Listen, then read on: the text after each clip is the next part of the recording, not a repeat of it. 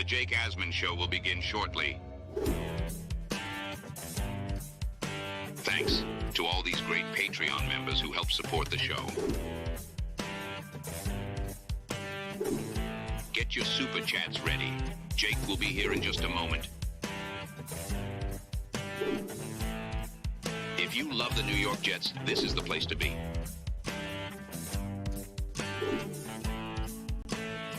And now, the Jake Asman Show.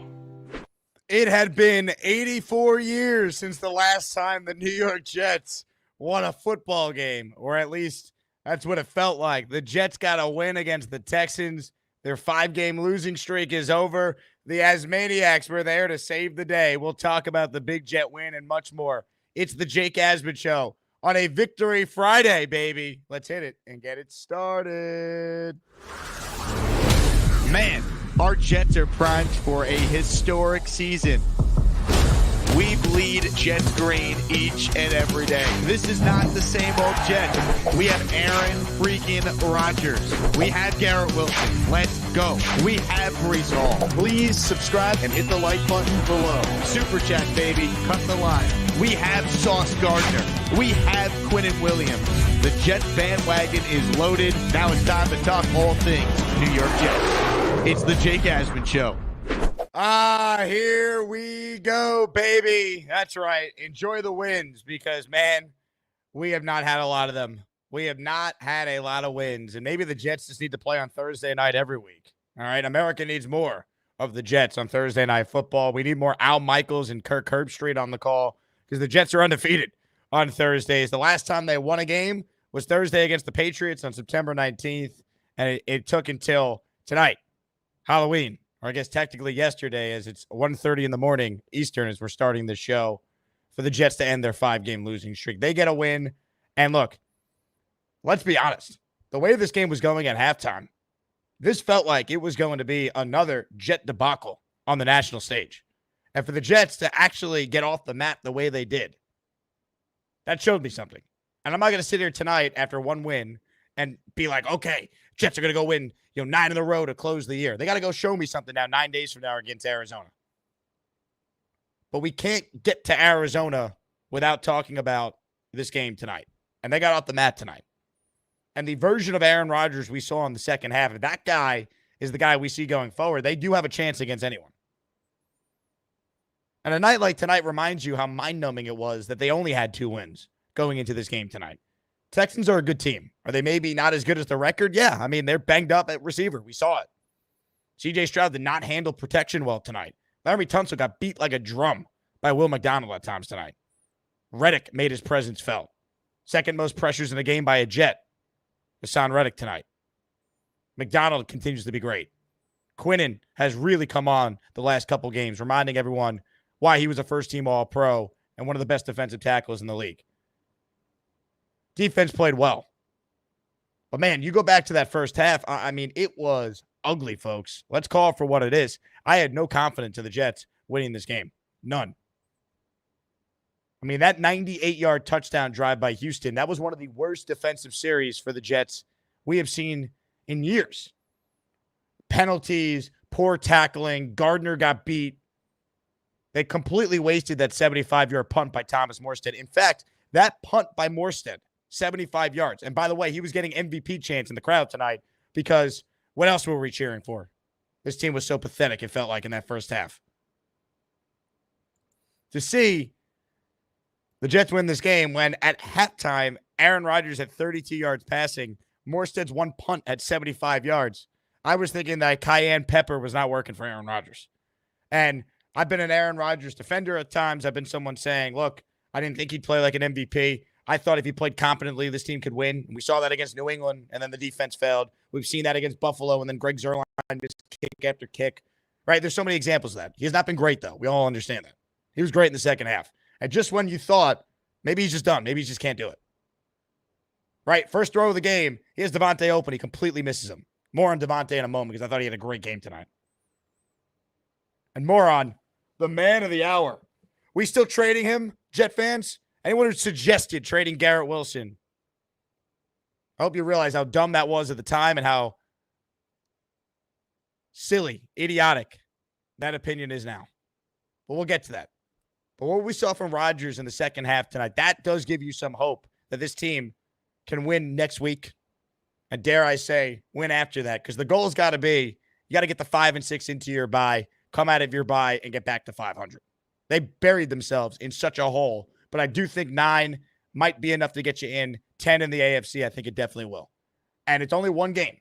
But all we could judge is based on what we saw in this one game. And there were a lot of positives based on what we saw from this quarterback in the second half and the way the Jets played.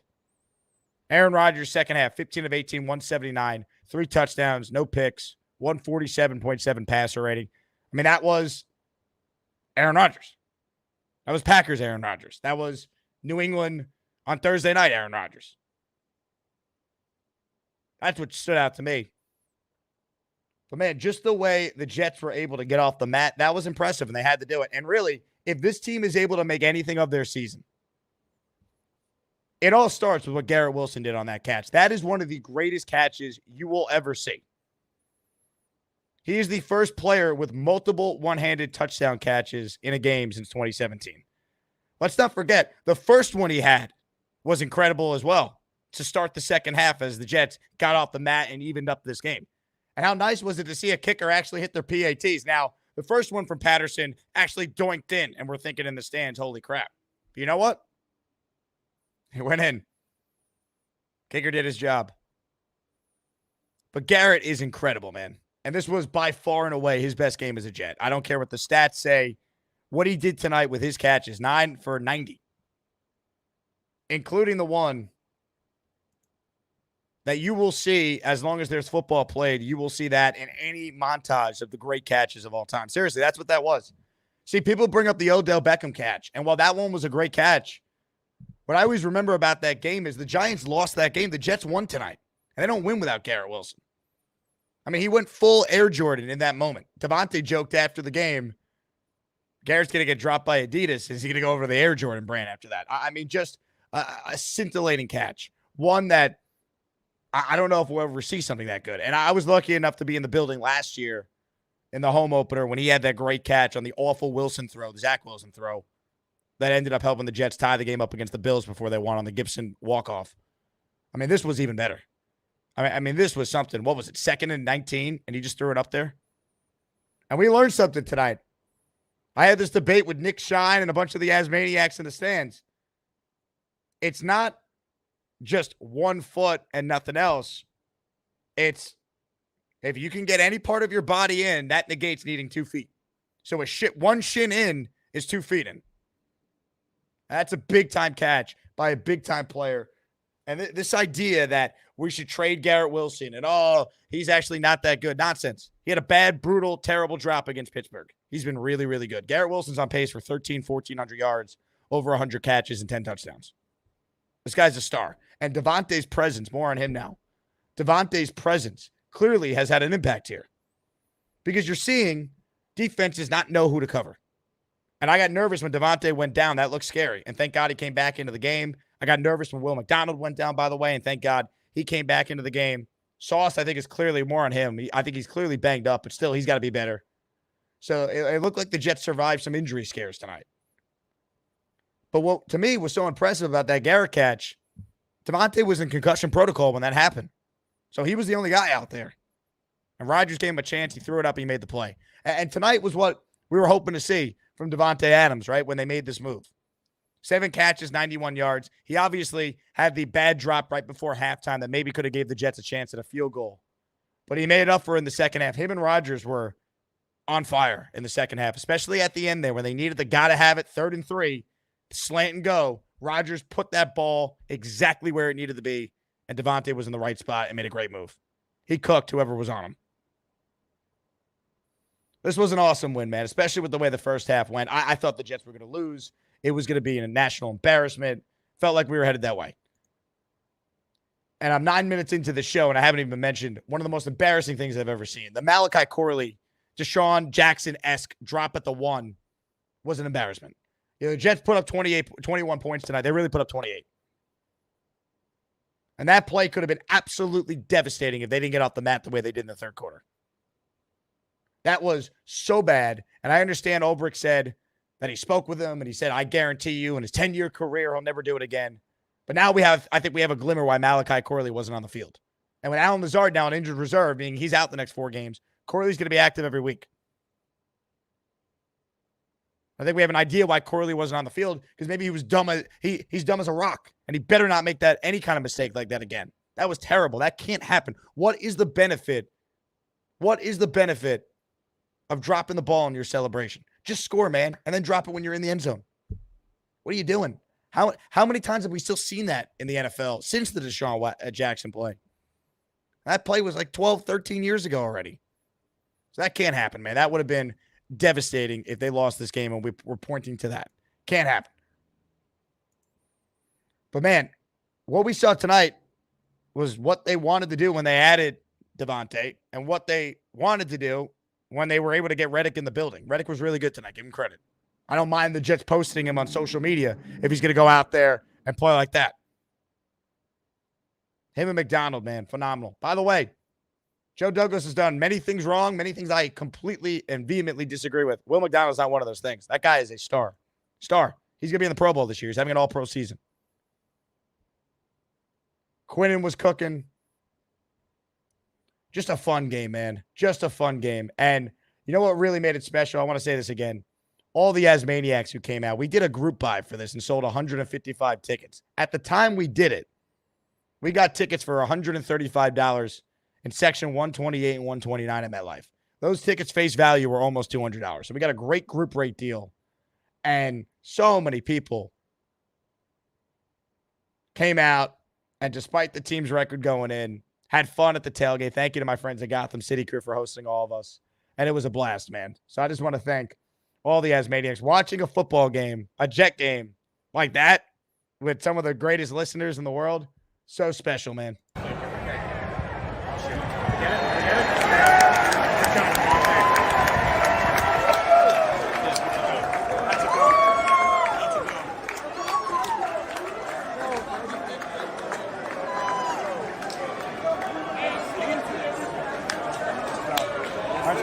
That's a job. Let's go. I need it for my health. That's what I'm saying. Let's go. That's a job. Hey, the Asmaniacs were here to save the day. Season, is it back on? 5 and 6 at the bye. Many are saying it could happen. Get me on that shit. Incredible, man. Great night. That was after the onside recovery. People were starting to clear out. I'll say this. There were a lot of empty seats tonight in the upper bowl. Lower bowl was pretty much filled. But the Jet fans were into it, man. But this game was rough in the first half. There were sell the team chants at Woody Johnson in the first half. I mean, it really did feel like we were headed towards another Jet debacle. But you can't talk about making the playoffs and playing meaningful games down the stretch unless you get that first win. You had to get off the mat. And when Corley screwed up the way he did, I'm like, it's just not meant to be this year. Rodgers looks terrible. That play's happening. What are we doing? But all you could do is go one game at a time, man. That was a wild one, man. And I'm seeing all the comments here. Bobby Midnight and his brother Mikey were, in fact, in the building. We'll have some great videos from the Asmaniac event throughout the week on the channel. But, man, we got it done, Jet fans. It wasn't easy. Even at the end, right? Even at the end, you're just like, okay, well, they're never going to make this easy, right? I mean, what was it? Eric Watts was the one who had the penalty on the long snapper. Just dumb stuff, man. If the Jets are going to go on a run, they have to stop beating themselves. The penalties need to stop. It wasn't awful besides that one egregious one today. They got a gift on the Stingley, I guess they call it defensive holding. That gave the Jets a new set of downs when they turned it over on the 4th and 1. They didn't get the first down. You know, they got a gift, and then they ended up, you know, they got the hold, and then it was, 2nd and 19 or 3rd and 19, and Rodgers just threw it up to Garrett Wilson. So it kind of evened itself out, but they got a break there. Houston missed, obviously, 2 field goals, which was big. Fairbairn is a really good kicker. I'm surprised he missed 2. So, look, a win's a win. You don't apologize for it. And the Jets badly needed the win, right? I mean, how many games have the Jets blown this year that they gave to the other team? You got to win in this league. All right, this team put themselves in such a hole that it's tough to picture them getting out of a 2-6 hole, But the only way you get out of it is you get off the mat. And tonight was about getting off the mat. You ended a 5-game losing streak, and you beat a good team. This is a Texans team that is probably going to end up, if we're being fair here, probably going to end up as the 2 or 3 seed in the AFC. The division they're in is not great, but you know what? They were 6-2 coming in. And if you look at the Jets here, other than San Fran, there hasn't been a game this year where they have been dominated. Even Pittsburgh, the score looks a lot worse than it was. It was 15-6 with the Jets with the ball with 2 minutes at the end of the first half. And that Rodgers pick really changed the whole game, which is crazy it did, but that's what happened. That was a close game for most of it. They went toe-to-toe with Buffalo. I'd argue they outplayed Buffalo. They beat themselves that night. I went all the way out to London to watch them lose. They put themselves in a hole. They had the ball with a chance to go win the game. And tonight with Adams, you see his impact, right? I think we were probably too quick to say, oh, you just throw Davante there. It's going to work right away. There's still some getting readjusted and acclimated to playing with Rodgers again, even though they had that, that Hall of Fame chemistry in Green Bay from all those years. But it made sense that Davante had his best game in his 3rd game now. And now let's see what the Jets could do with 9 days to get healthy. They're going to be a slight favorite, maybe a bigger favorite than that. I don't know. I mean, it's tough to predict these lines considering the Jets were a favorite tonight. But they're going to be a favorite against Arizona. They'll be a favorite at home against Indianapolis. Can they get the 5-6 at the bye week? That's the goal. But when you look at this game tonight, Aaron Rodgers, if he plays like that in the second half, you got a chance. The defense, the way Reddick played tonight, the way McDonald continues to play, the way Quinnen has shown up. I thought Jamie and Sherwood, by the way, had a really nice game too. At least it looked like that from my view. You got a chance, man. They have to get better against the run. They have to stop with the stupidity with the penalties.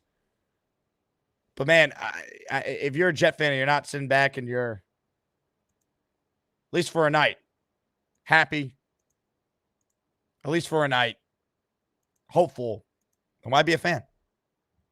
Why be a fan? Speaking of being a fan, I have the best listeners in the world. There's 904 people watching live right now. It is almost 2 in the morning. It took forever to get back from MetLife back to Manhattan where I live.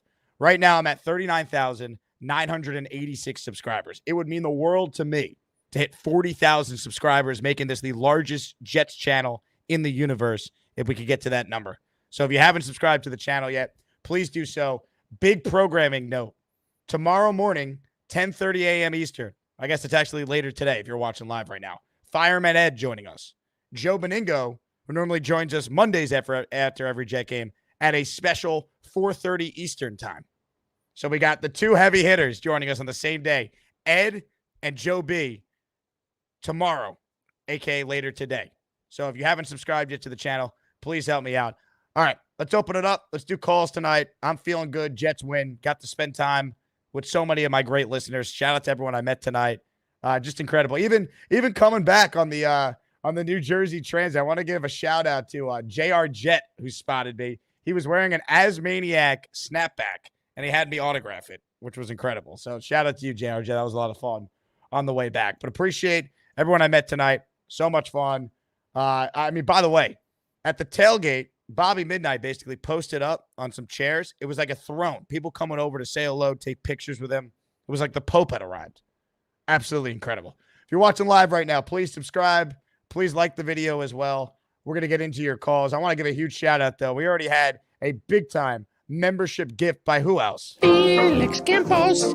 He wonderful, wonderful guy. He gives a lot of gift memberships and loves the Jake Asman Show. Take the money. Yeah, baby. We have a rule on this show. When we hit 20 memberships, a 20 membership bomb, when that happens, we like to say someone made it rain on this show. Here we go. I got 20 names to read off. Stand by. All right, 20 memberships right now, and then we'll get to the super chats and your calls. I'm staying up late, man. I'm having fun. We don't know how many more wins this team's going to get. Being a Jet fan is miserable, but tonight, they keep hope alive.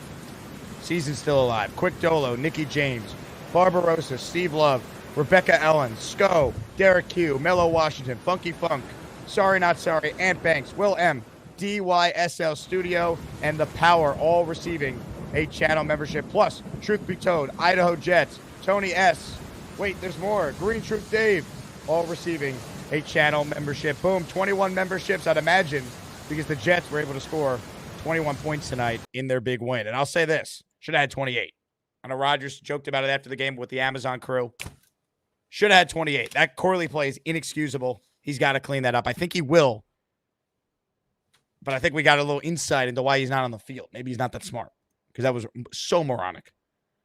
All right, here we go. 25 in the house with a $20 super chat. Jake, you need to let me be the first caller unless you want me to spontaneously combust. 25 up first tonight. What's up, 25? What's going on, brother? What's going on? First of all, I'm going to take up a lot of your time. I spent over I'm going to spend more, but I spent over $75 just tonight on your channel. You haven't even gotten to the $50 super chat. Wait, you had a $50 super chat? Hold on.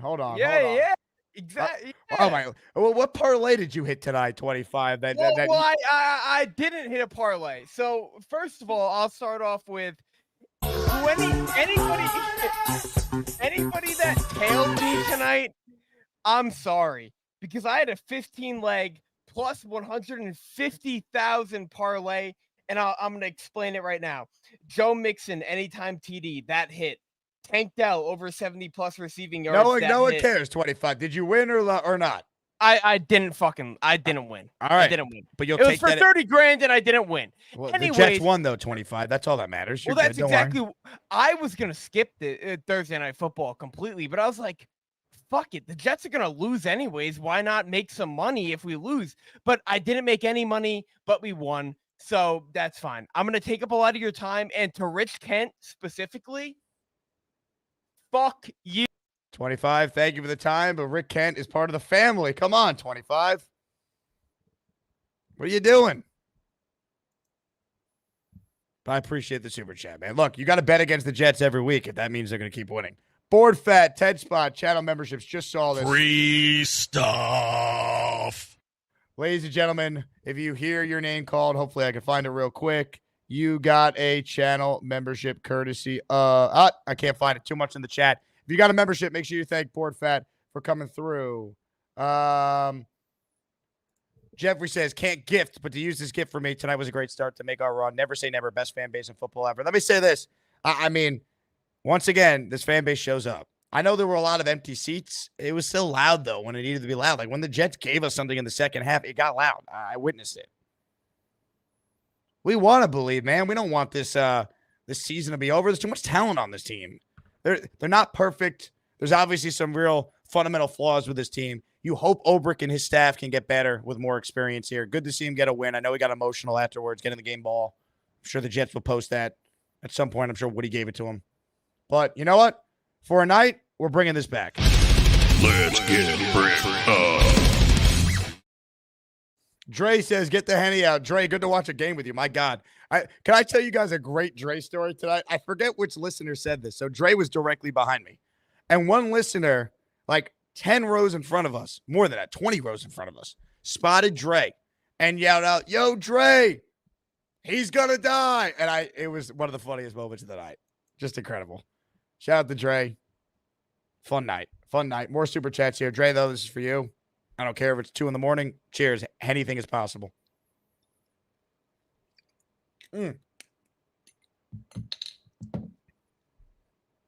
Tastes like a primetime victory. Coops. Jets are still not starting off fast. It is what it is. And this is how we have to win. So be it. Hopefully next game they build off the second half. What version of Aaron Rodgers are we getting? We get the version we saw in the second half. They got a chance against anyone. And Rodgers said afterwards, he's like, I was terrible in the first half. He was. He really was awful. I mean, with the first row of the game, he was awful. I mean, what was he, 0 for 4 to start? I don't know, one of them was a Brees drop, but still. And Brees had a solid game tonight, too, by the way. 5 yards a pop. The thing with Brees is, he's if he gets hit, he goes down. You got to get him in space. We know he's not a short yardage back. I think we understand that. But Brees tonight, 15 carries, 74 yards, 5 yards a pop. You'll take it.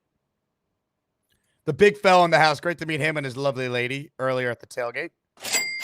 I still have never seen the Jets lose a game. That's right. Big fella is undefeated going to Jet games. We got to get him in the building more.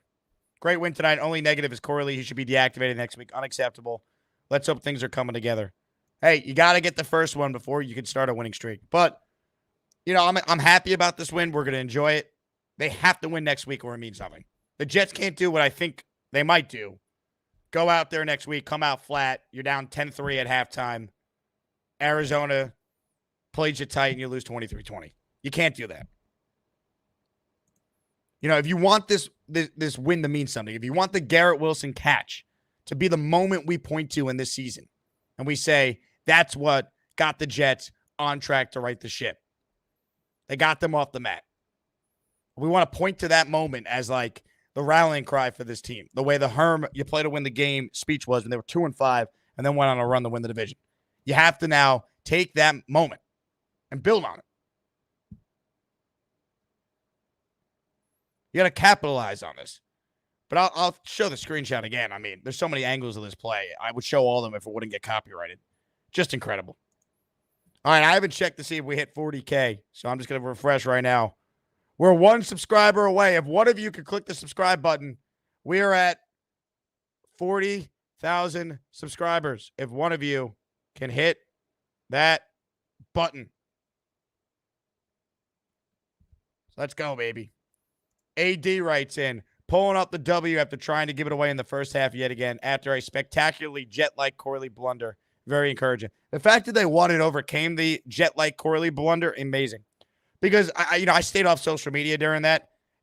The Jets just had to just been getting eviscerated by the entire universe. And rightfully so. That's one of the dumbest plays you'll ever see by Malachi Corley. You can't have it. You can't have it. Ladies and gentlemen, I want to thank the best listeners in sports, 40,000.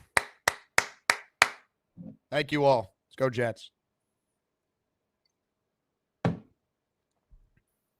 Season lives for another day. Felix says, I've been waiting for this win. Let's freaking go. 8 to go. Hey, one at a time. Metro Funny. Jake, it was a pleasure to meet you. Metro Funny, great to meet you, man. God, it was. And also, shout out to the weather gods. You know, I've been to 2 home games this year. I was at the only 2 wins at home this year. I was at the home opener, and I was there tonight. The weather has been amazing at both of them. Tonight was, this was the warmest Jet game this late in the year I've ever been to. It was a summer night. At one point, I was regretting not wearing shorts. It was so nice. Omari says, that's how we shut everyone up. Keep it rolling. Tyler, 4 quarters like the second half, we might have a shot. If they play like they did in the second half, they got a chance against anyone. But we've seen that even when they have not played great this year, they haven't been blown out in any of these games. They got blown out week 1. Okay, it's week 1. But they got a chance, man. Rodgers looked like Aaron Rodgers tonight in the second half. He sucked in the first half. I thought I was going to have to do we can't even talk about Rodgers here next year. Like, there's no point. He's not the guy. Like, even if he's still going to give you glimmers of being average, he's not I think Buffalo Jet fan, who I love, was calling for Rodgers to be benched. I saw at halftime. That's how bad it was. I don't know, man. Maybe something clicked. Him and Adams got on the same page. And obviously, when you have a guy like Garrett Wilson, when you could just throw it up to this guy, and he could come down and make a play that gives a quarterback confidence. And we know what he has with Davante. Steve says, who was calling plays in the second half? Give him the full-time job. I think Downing did a good job tonight. Look, it shouldn't be lost. The play call that Corley scored the touchdown on, that he actually didn't score on because he's a moron. Todd Downing had some great creativity with that play call. Not So Sane has dropped a 5 spot. Free stuff. If you got a membership, thank him. Dana, we don't say die until 9. Look, I think 9 might be enough to get you in, which means the Jets, probably can only afford 2 losses. Really only 1 if we're being honest, though, for sure. Because think about it. Some of their losses are devastating. Denver, Pittsburgh. That New England loss is going to hurt for the conference record. What the Jets have to do is they're going to have to rattle off a lot in a row. But you can't rattle off a lot in a row unless you get the first one first. So for a night, we have some hope. Now, I have my doubts about this team being able to do this again. I do. Right? Because the last time I was this excited, I remember how I felt leaving MetLife, and then they lost to Denver 10-9 to Bo Nix in the rain. So they got to show us that something turned here. Something clicked in that second half. And this team now could go into Arizona and win, which is not going to be easy. Especially with Kyler Murray's ability to run and this team's inability at times to stop running, and especially mobile quarterbacks. maybe between now and the trade deadline, which is Tuesday, Fat Joe Douglas could get off his ass now that we have a kicker in place and maybe get a big body run stuffer because the run defense has to get better. Omar, a big thing for next week, contain the quarterback. Exactly. Henny, we have to score 27 plus if we want to win. Maybe they now can. Felix in the house. McDonald and Reddick were being held all game. We should have had 10 or 11 sacks. Well, they had 8. I'll tell you what. Has there ever been a player that gets held more than Will McDonald that doesn't get a holding call? I mean, Chad, am I wrong? Will McDonald was getting held. It felt like every play. It was ridiculous. You know, it was so frustrating. Forever Ron, we're so back. Let's go Jets. NYC says after last week's loss, I checked out. After the win today, I'm back. Only the Jets. Signed G-Dub to a lifetime contract. I'll say it again with Garrett Wilson. This idea they should trade him is lunacy. This guy's a superstar, man.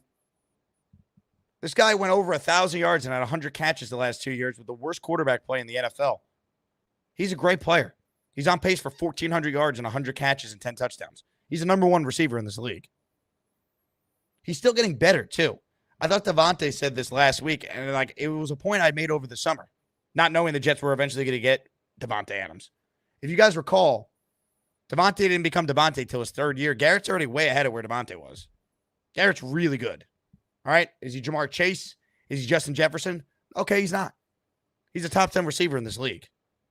I promise you that. And he's the guy you pay and you keep. Because eventually, if Rodgers is not the quarterback here, you're going to have a young quarterback here who's going to need someone he can rely on, and that's Garrett Wilson. And you know why I love Garrett? And I said it last week. He gives a shit. He has a high I give a shit meter. He plays with passion. And really, Brees has been pretty good after some rough games at the beginning. Garrett's played well. McDonald's played well. The only guy that needs to play better is Sauce. And I think Sauce is in his own head. I really do. I think he needs to get off social media, stop with all the negativity. I think he reads it too much. I think he just needs to play free, and he needs to just get back to what made him a two-time All-Pro that's never been done before at that position. You know, Sauce had a couple good plays. He had the pass breakup on Dalton Schultz late in this one. That was a good play. But he's still not what he was. He's not terrible. I think we, at times, are too harsh on Sauce. Wasn't good tonight. He was awful last week, or on Sunday, a couple days ago. But they need more from him. They do. Forever Ron, we're back. Blitz writes in, the spookiest thing the Jets could do this Halloween is give us hope. LOL, I'm all in, Jake. Look, one game at a time, man. The Jets for a night dressed up as a winning team. Matt B, the game was super fun, but the win covers up the awful penalties, slow start, bad run D, Sauce being lost. I'll enjoy it tonight, but can't get excited. That's kind of how I look at it. I'm excited they won because you got to win. But let's not act like, well, this means all is figured out. This team's got to get in the mentality of expecting now to win, expecting to come out faster. I will say, you know, Rodgers, first play of the game, throwing deep down the field to Davante, I like that play call. They got to be more aggressive. They just got to come out faster and come out stronger.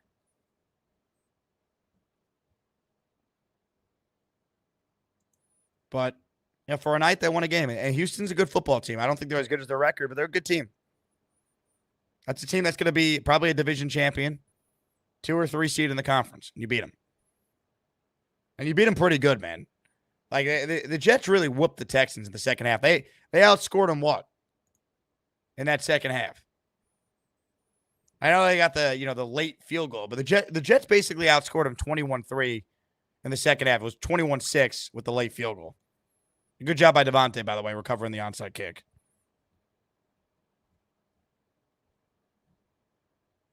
It's a nice win for the Jets. It really is.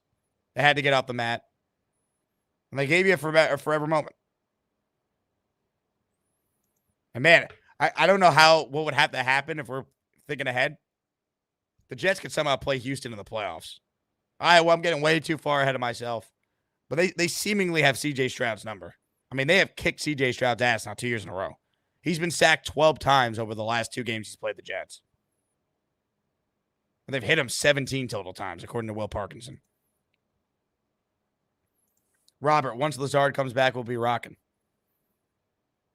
Hey, aren't you glad you didn't trade Mike Williams? By the way, when Davante went down, you had Xavier Gibson and 12 personnel out there. Thank God Davante came back. But, I'm going to knock on wood here, but it seemingly feels like the Jets maybe got through a game without a catastrophic human sacrifice they had to make to win a game. John Simpson left. He came back in. Davante had the concussion protocol. He came back. Reed, same thing. Sauce came back. Trying to think, anyone else get banged up tonight? I mean, I'm watching the highlights in Sports Center now. They were showing fans in the stands with bags in there. This first half was awful. It felt like we really were headed for another Jet debacle. 32 passing yards for Rodgers in the first half. Tied for the fewest in a half in his career. Body language looked like crap. It just looked like, we're screwed.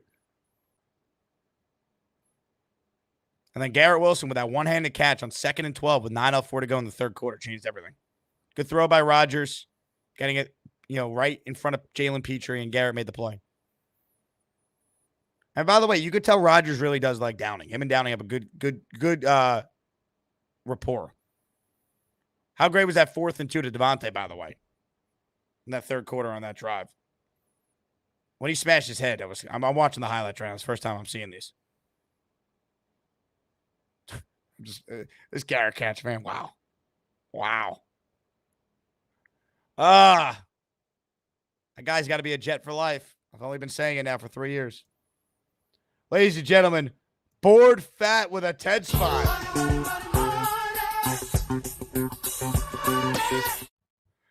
Oh, baby. Love it. Thank you, Board Fat. Let's keep the channel memberships going, man. Everyone should get a membership when the Jets win. They're few and far between these days. B-Mac became a channel member. Thank you, B-Mac. Hennessy says, 10 days to prepare scares me. Can we play Sunday? I want the Jets to play Thursday every week. All right? Can we request Thursday night football at MetLife every week? We have 3 wins on the year.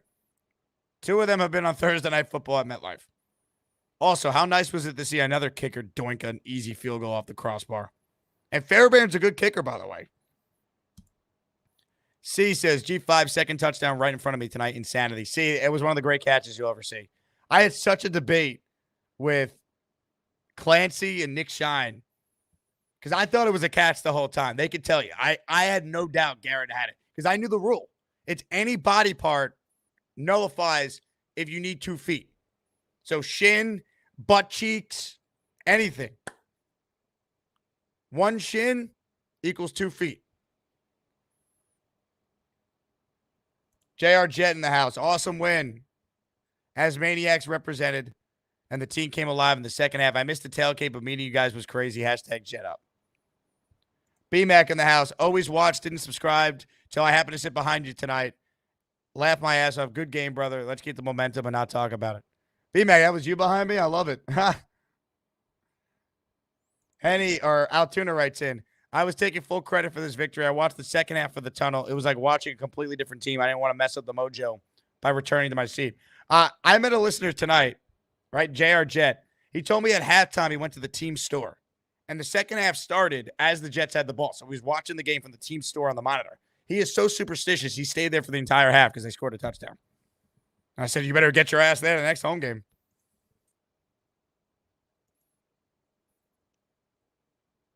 $25 says, didn't let me finish the Laura's deed. Let me back. $25, I will get back to you. We'll give you redemption here. But you can't go after my guy, Rick Kent.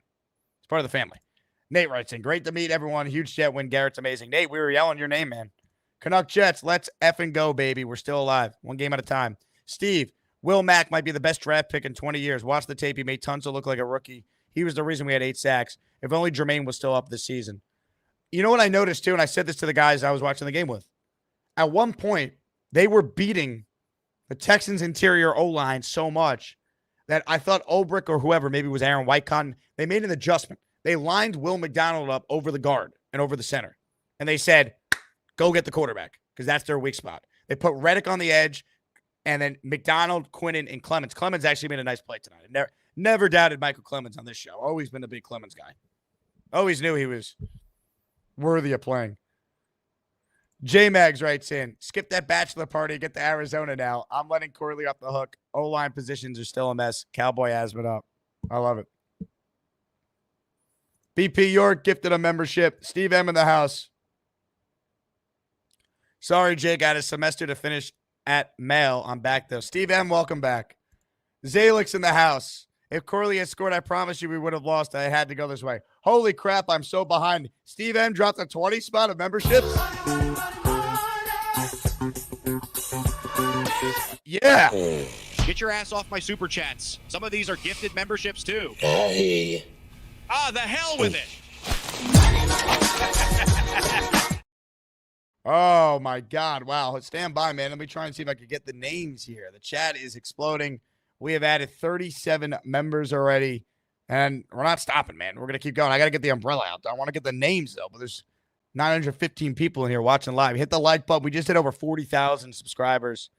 Jet fans, you guys are the greatest. We have the biggest YouTube channel among any Jet page, and that's all because of you guys. Steve, I can't get the names who got them, but I apologize. I'll still open up the umbrella as an ode to you, Steve, because you deserve it. Thank you very much. And I will also play the raindrop. I don't know who got them, but if you got them, you thank Steve for coming through. Gusbuster.com, by the way. Get your Gusbuster umbrella. Use promo code Jake so you can save 20%. Dre writes in, 25, not what we do. Slow down at the marathon, not a sprint. Jake, we got to go to every home game. We're 2-0, baby. Yeah, Dre, me and you have seen 2 wins. I think someone in the chat asked earlier what the record is for me this season at games. I'm 2-1 because I lost in London. Here for the meme says, let's go, Jake. Thank my girl, Chloe, for the sub. Thank you, Chloe. Chef Kevin. Love Chef Kevin.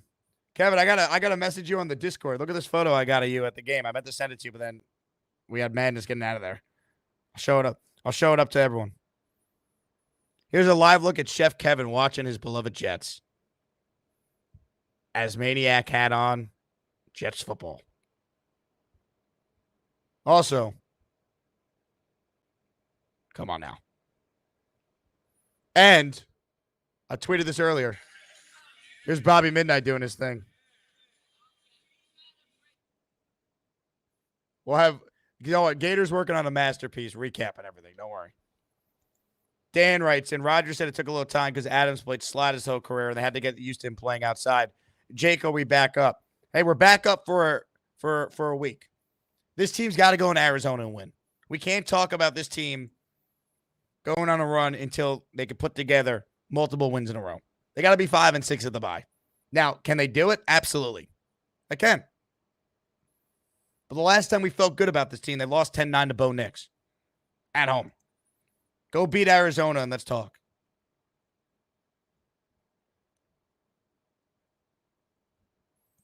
That's what you got to do. Jay Livy says, as an Iowa State fan, Will gets held constantly. He does. He's played great though. He really has. You got to tip your cap.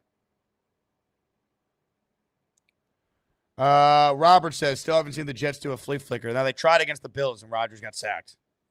JR Jet, thanks for the autograph, Jake. That game was awesome as Maniac showed up and showed out. That was a great interaction, JR. Nice to meet you, man. Thanks for supporting the show. It's great night. Jay Livy, Iowa State and Jet fan. Go watch Iowa State tape. You'll see Will get held 90% of the time. I can't remember a rusher that gets held more that doesn't get holding calls. Hopefully, as Will continues to dominate and his name resonates around the league, he gets more respect from the officials. Jumpman. See you guys in Arizona. Jesus, Jerry, who do we want remaining week 9 games? I haven't even looked at the schedule yet, Jesus. I mean, I'd imagine you would root against the teams that are in the AFC that are ahead of the Jets. I mean, that's a good place to start. Root for the NFC teams. Canucks Jets, was Bobby Midnight the good luck charm? Many are saying he might have been. Jets have never lost with Bobby Midnight in the building. Steve M, I meant jail, not mail. Steve, you were in jail?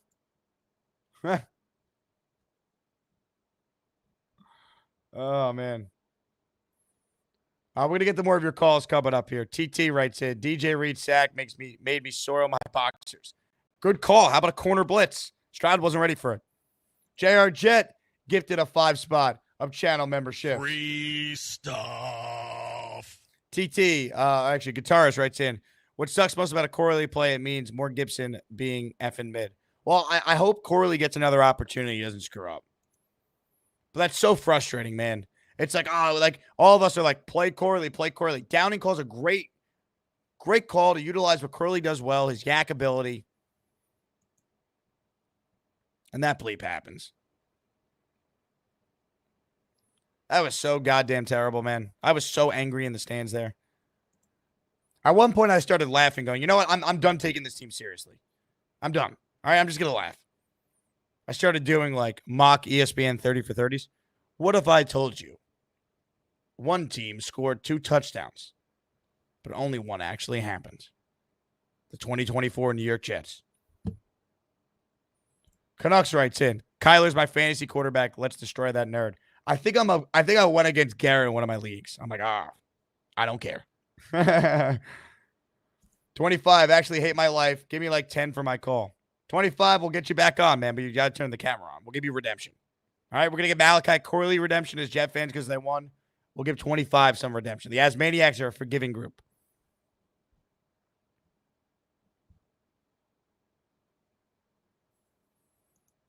Winston writes in, let's recognize the Davante catch to get the first down. He got hurt for showing true grit. Then G5 went on to have the catch of the year. Sorry, Odell. I made that point earlier. I completely agree. Davante balled tonight, man. And by the way, no small thing. Hands team got the onside kick.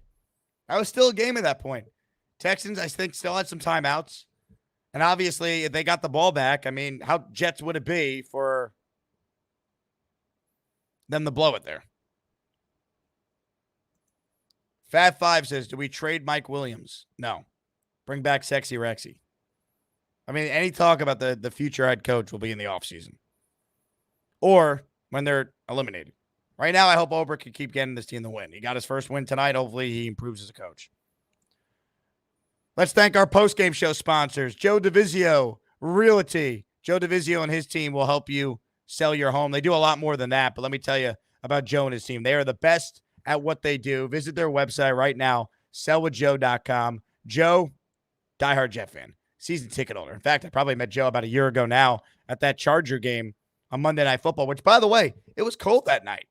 Tonight, around the same time of year, felt like a summer night at MetLife Stadium. But anyway, Joe and his team, they can help you with a variety of different things. All right, they'll get you top dollar in any market, anywhere in the tri-state area, no matter your situation or whatever condition your home's in. If you're behind on payments, they handle that. If your whole house needs repairs, they can do that. If you got a bad tenant, you're dealing with squatters, Joe DeVizio Realty and his team can help you with that. They sell your home for top dollar. That is what they do best. Single-family homes, multifamily, commercial building, investment property, condo, townhouse, beachfront, lakeside, urban dwelling. It does not matter. Joe and his team can sell any property, any place, anytime. Get you top dollar. Give Joe and his team a call tomorrow at 859-CALL-JOE, or once again, visit the website, sellwithjoe.com. Let's also talk about custom bourbon tours. Oh, baby.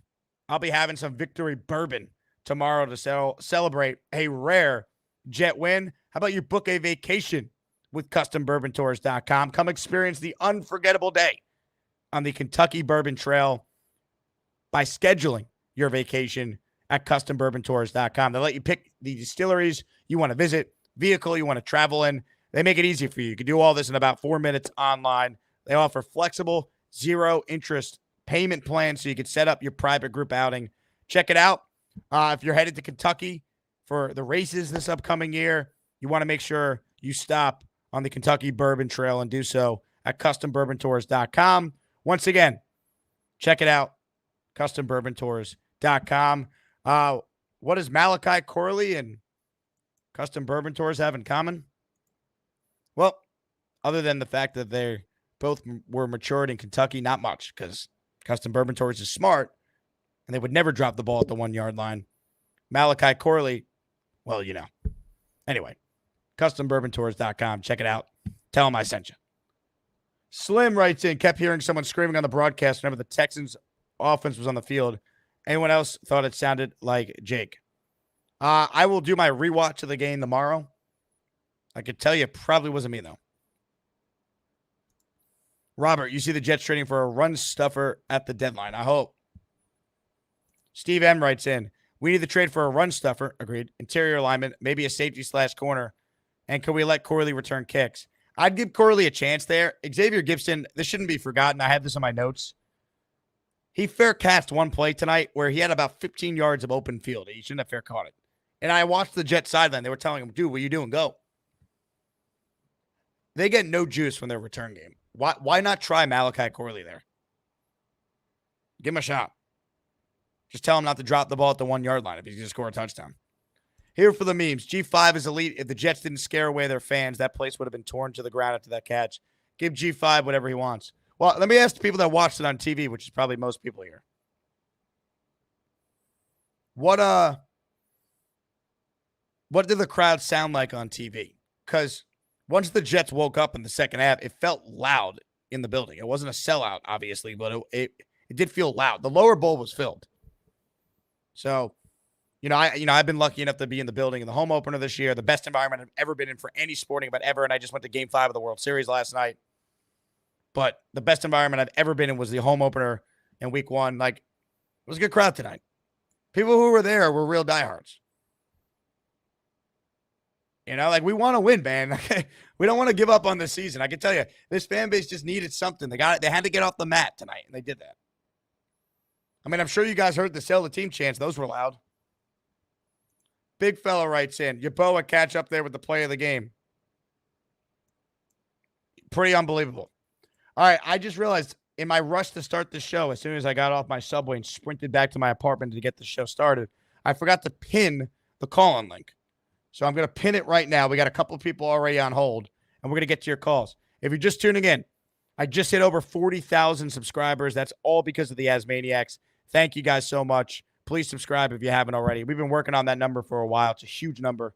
Find me any YouTube channel for any NFL content creator out there that has that. Not many do. So thank you guys for your support. Holy shit, man. Felix, that's another 20 spot, man. Wow. For you, Felix. Let's get brick up. Oh, yeah, but wait. Hold on a second. All right. When Felix goes off like this, it needs to be done. There's really nothing we can do other than this. Felix Campos, he wonderful, wonderful guy. He gives a lot of gift memberships and loves the Jake Asman Show. Take the money. Felix must have won his parlay tonight with that one, or he's just giddy the Jets won. Here we go. Let me get the 20 names, and I promise you we're going right to the calls here. I want to hear from the people who were at the game with us. I'm bumping you to the front of the line if you call in to share about your experience. So keep that in mind. Let me see if I can get the list of names here. Where is it? Come on. There's so many people in the chat. I don't think I can get it. No. Felix, you're the man. We got to get Felix an emoji. I can't get the names. Damn it. Well, Felix, I tried. But thank you for the support, man. If you got a membership, make sure you thank Felix. That's incredible. 40 memberships from one person in a single postgame show. Unreal. All right. Let me just hit on his super chat here. Brick adjusted the defense today. I agree with you, Felix. I noticed a couple of things. They blitzed more. The corner blitz was a nice touch. McDonald lining up over the guard, I noticed. I mean, I got to get Fialco on, and I got to rewatch it. It's great to be at the game. You miss certain things when you don't see the TV copy. So I will be rewatching in the morning. I also believe Sauce is playing with it. I think Sauce is playing through something. I agree. But it's not like he was having a great year before he got banged up these last couple of games. Mills and Oliver have played good in place of Adams and Clark. They have. Jalen Mills has played well. It's been a nice find. Robert says Corley thought his job was preventing a touchback. Brutal. All right, here we go. Let's get to your calls. First up is James B. What's up, James? Hey, Jake. Nice robe, man. What are you, Bobby Midnight or Hugh Hefner? Hey, I stayed up late for you, Jake. You're going to have to accept the robe, all right? You know what, James? I'm sorry for making fun of you. You were right. It's a great robe, and you're welcome to wear it as long as you want. I'm only kidding. But, your followers are great because for like an hour before you came on, we were just all chatting, and it was a wonderful time. But a great win. It had probably the highest of highs with the Garrett Wilson catch and the win, and then the lowest of lows with dropping the ball. And I remember at halftime, I was on suicide watch. I just want everyone to know. Like I forget who I was talking to. He tweeted me. he responded to one of my tweets, and he's like, "It's amazing this game happened because at halftime I thought you were like, hey, I thought you were gonna like gonna die. Like I was literally online waiting to pee, and I was talking to this dude, and I was just screaming. I was so upset. I thought it was so, at the time. I thought it was so symbolic of just how our season is. You know, like we get so close to winning, and we ourselves, the Jets, are always the ones to do things to not win. I mean, literally, that was a touchdown, and it seemed like the Jets were just like, yeah, nah, we're not gonna get this touchdown. It's wide open, but let's just drop the ball. But anyway, yeah, we need the Colts and Chargers to be losing right now because it seems like we're a game and a half behind. That's incredible to think about. We're only a game and a half behind the wild card. The Colts game spot. is massive in 2 weeks, James, because it obviously, like, you bring up the standings right there, and like that is a head-to-head tiebreaker. You will absolutely need down the stretch, I'd imagine. Right. So if they lose one more game than us the rest of the season and we beat them, we're above them, and then it leaves the Chargers with us for that wild card 3 spot. Aside from that, though, we won't get into that because I remember last year when the Texans won, I got excited and I came on the show and I went through I dissected every playoff scenario and I was like, you know what? Anyway, we lost after that, so that was a little embarrassing. But, man, this game, let me tell you, when that field goal hit that post, Jake, I don't think any one of us thought that would bounce in. And I think when that hit that post and it bounced in, the curse was broken. I think there was a reverberation in that pole, a little bit of extra sauce on there, and I think our season has changed for the better. We had that dichotomy of best and worst, and that extra point going in just. I think we're on a good path here, Jake. I think this is the start of something new, something fresh, and this is going to go down in history. Like this is game 1 of our 9-game winning streak, and the Super Bowl, baby. That Lombardi Trophy is lonely. It's lonely, but not for long. So I'm playing around a little bit, but I'm excited because mostly this win means more meaningful football this year. You know, so that's at least for another week, James. I right. mean, last year, they beat the Texans. Zach played great, and then they lost 30-0 to the Dolphins, and the season was over. So they gotta. I'm very happy they won. I'm thrilled for everyone who was there tonight because it truly was the diehards only that went to this game tonight. They were great. They got to win next week. Beat Arizona, and then okay. You're coming home. I do think because the Jets won tonight, as much as I would prefer that game to get flexed, I think Jets Colts is staying on Sunday night. It's going to be a huge game in 2 weeks, but you got to beat Arizona first. Absolutely. Yeah, thanks for the call, Jake. Appreciate it. Appreciate it, James. Good call. Wear the robe anytime. All right, let's get to your calls right now. Ladies and gentlemen, let's check in with someone who was at the Gotham City Crew tailgate we did, was in the stands with the Asmaniacs. The great Jay Graves joins us next. Hello, Jay Graves. Oh, hey. Oh, what a fun game. Oh, my God. Like, I was with Leedy. I was in Genergy. Like, for the first half, I didn't sit in my seat. I sat next to Leedy, and we're just, like, high-fiving and stuff. And then halftime, I saw Leedy at halftime. She looked like she was, a little dejected. She was not going to make it through the game. I was very concerned. And then, so after halftime, I went to my actual seat, which came to find out I was right next to Genergy, which, like, you know how we all got random tickets. So then I said it must have been my fault because I sat in my wrong seat the first time. But, oh, my God, like, all the high fives were given. Like, I know we kept pointing at you guys up a couple rows above us. And I don't know if you saw me, but I was freaking hyped, man. My voice is shot. I couldn't breathe. What a fun game. The tailgate was awesome. Like, I had no expectations, so what a fun game. I mean, I was getting ready to say everything was great until the game started, as I've said for so many of these. And the game was actually fun. It was actually fun. I didn't want the tailgate to end. I'm like, it's so much fun in the tailgate. I was hanging out by Bobby with all the Nick Shine part of the Asmaniacs, and we're all having a good time. And then I'm like, oh, we got to go into the game now. But because it's spooky season, I got some Fireball whiskey. We're doing victory shots. Let's go. Let's go, baby. Let's go. Cheers. Let's go. But yeah, what a great game. And I couldn't like the Patriots game was fun and all, but like in a different way. We all had to sit together. Like, it's so fun, man. Thank you, Jake, for an amazing time. Can't I wait didn't till do. the I next didn't do football. anything, Leany. I didn't do Well- anything. Everyone who came out made it what it was. But you coordinated a group buy, and that's what made this what it was. So I'm so excited for the next Jake Asman group buy, the next Maniac game. Like, we gotta make this a yearly thing. Jenna G, me and Leedy at the tailgate were like, we wish Jenna G was here, and she said she's taking off 2 days next year, and she will be at the tailgate. I She love missed it. the I love it. tailgate. Yeah, Yeah. we'll do more of these. Hopefully, Oh, so much fun. hopefully it can be as fun as tonight was. No doubt. Thanks again, Jake. Man, it was fun. Thank you, Jay Grace. I'm so glad. I'm just glad they won. Right, I have no idea what's going to happen next week. They very easily could lose to Arizona. Right, we've seen this. We get excited, then they crush us. So I'm trying to be level-headed.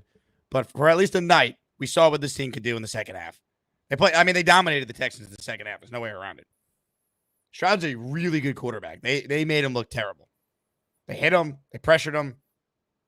And if Aaron Rodgers plays like he did in the second half, they could beat anybody. Seriously. He was that good. And it was shocking how well he played in the second half, considering how poor the first half was.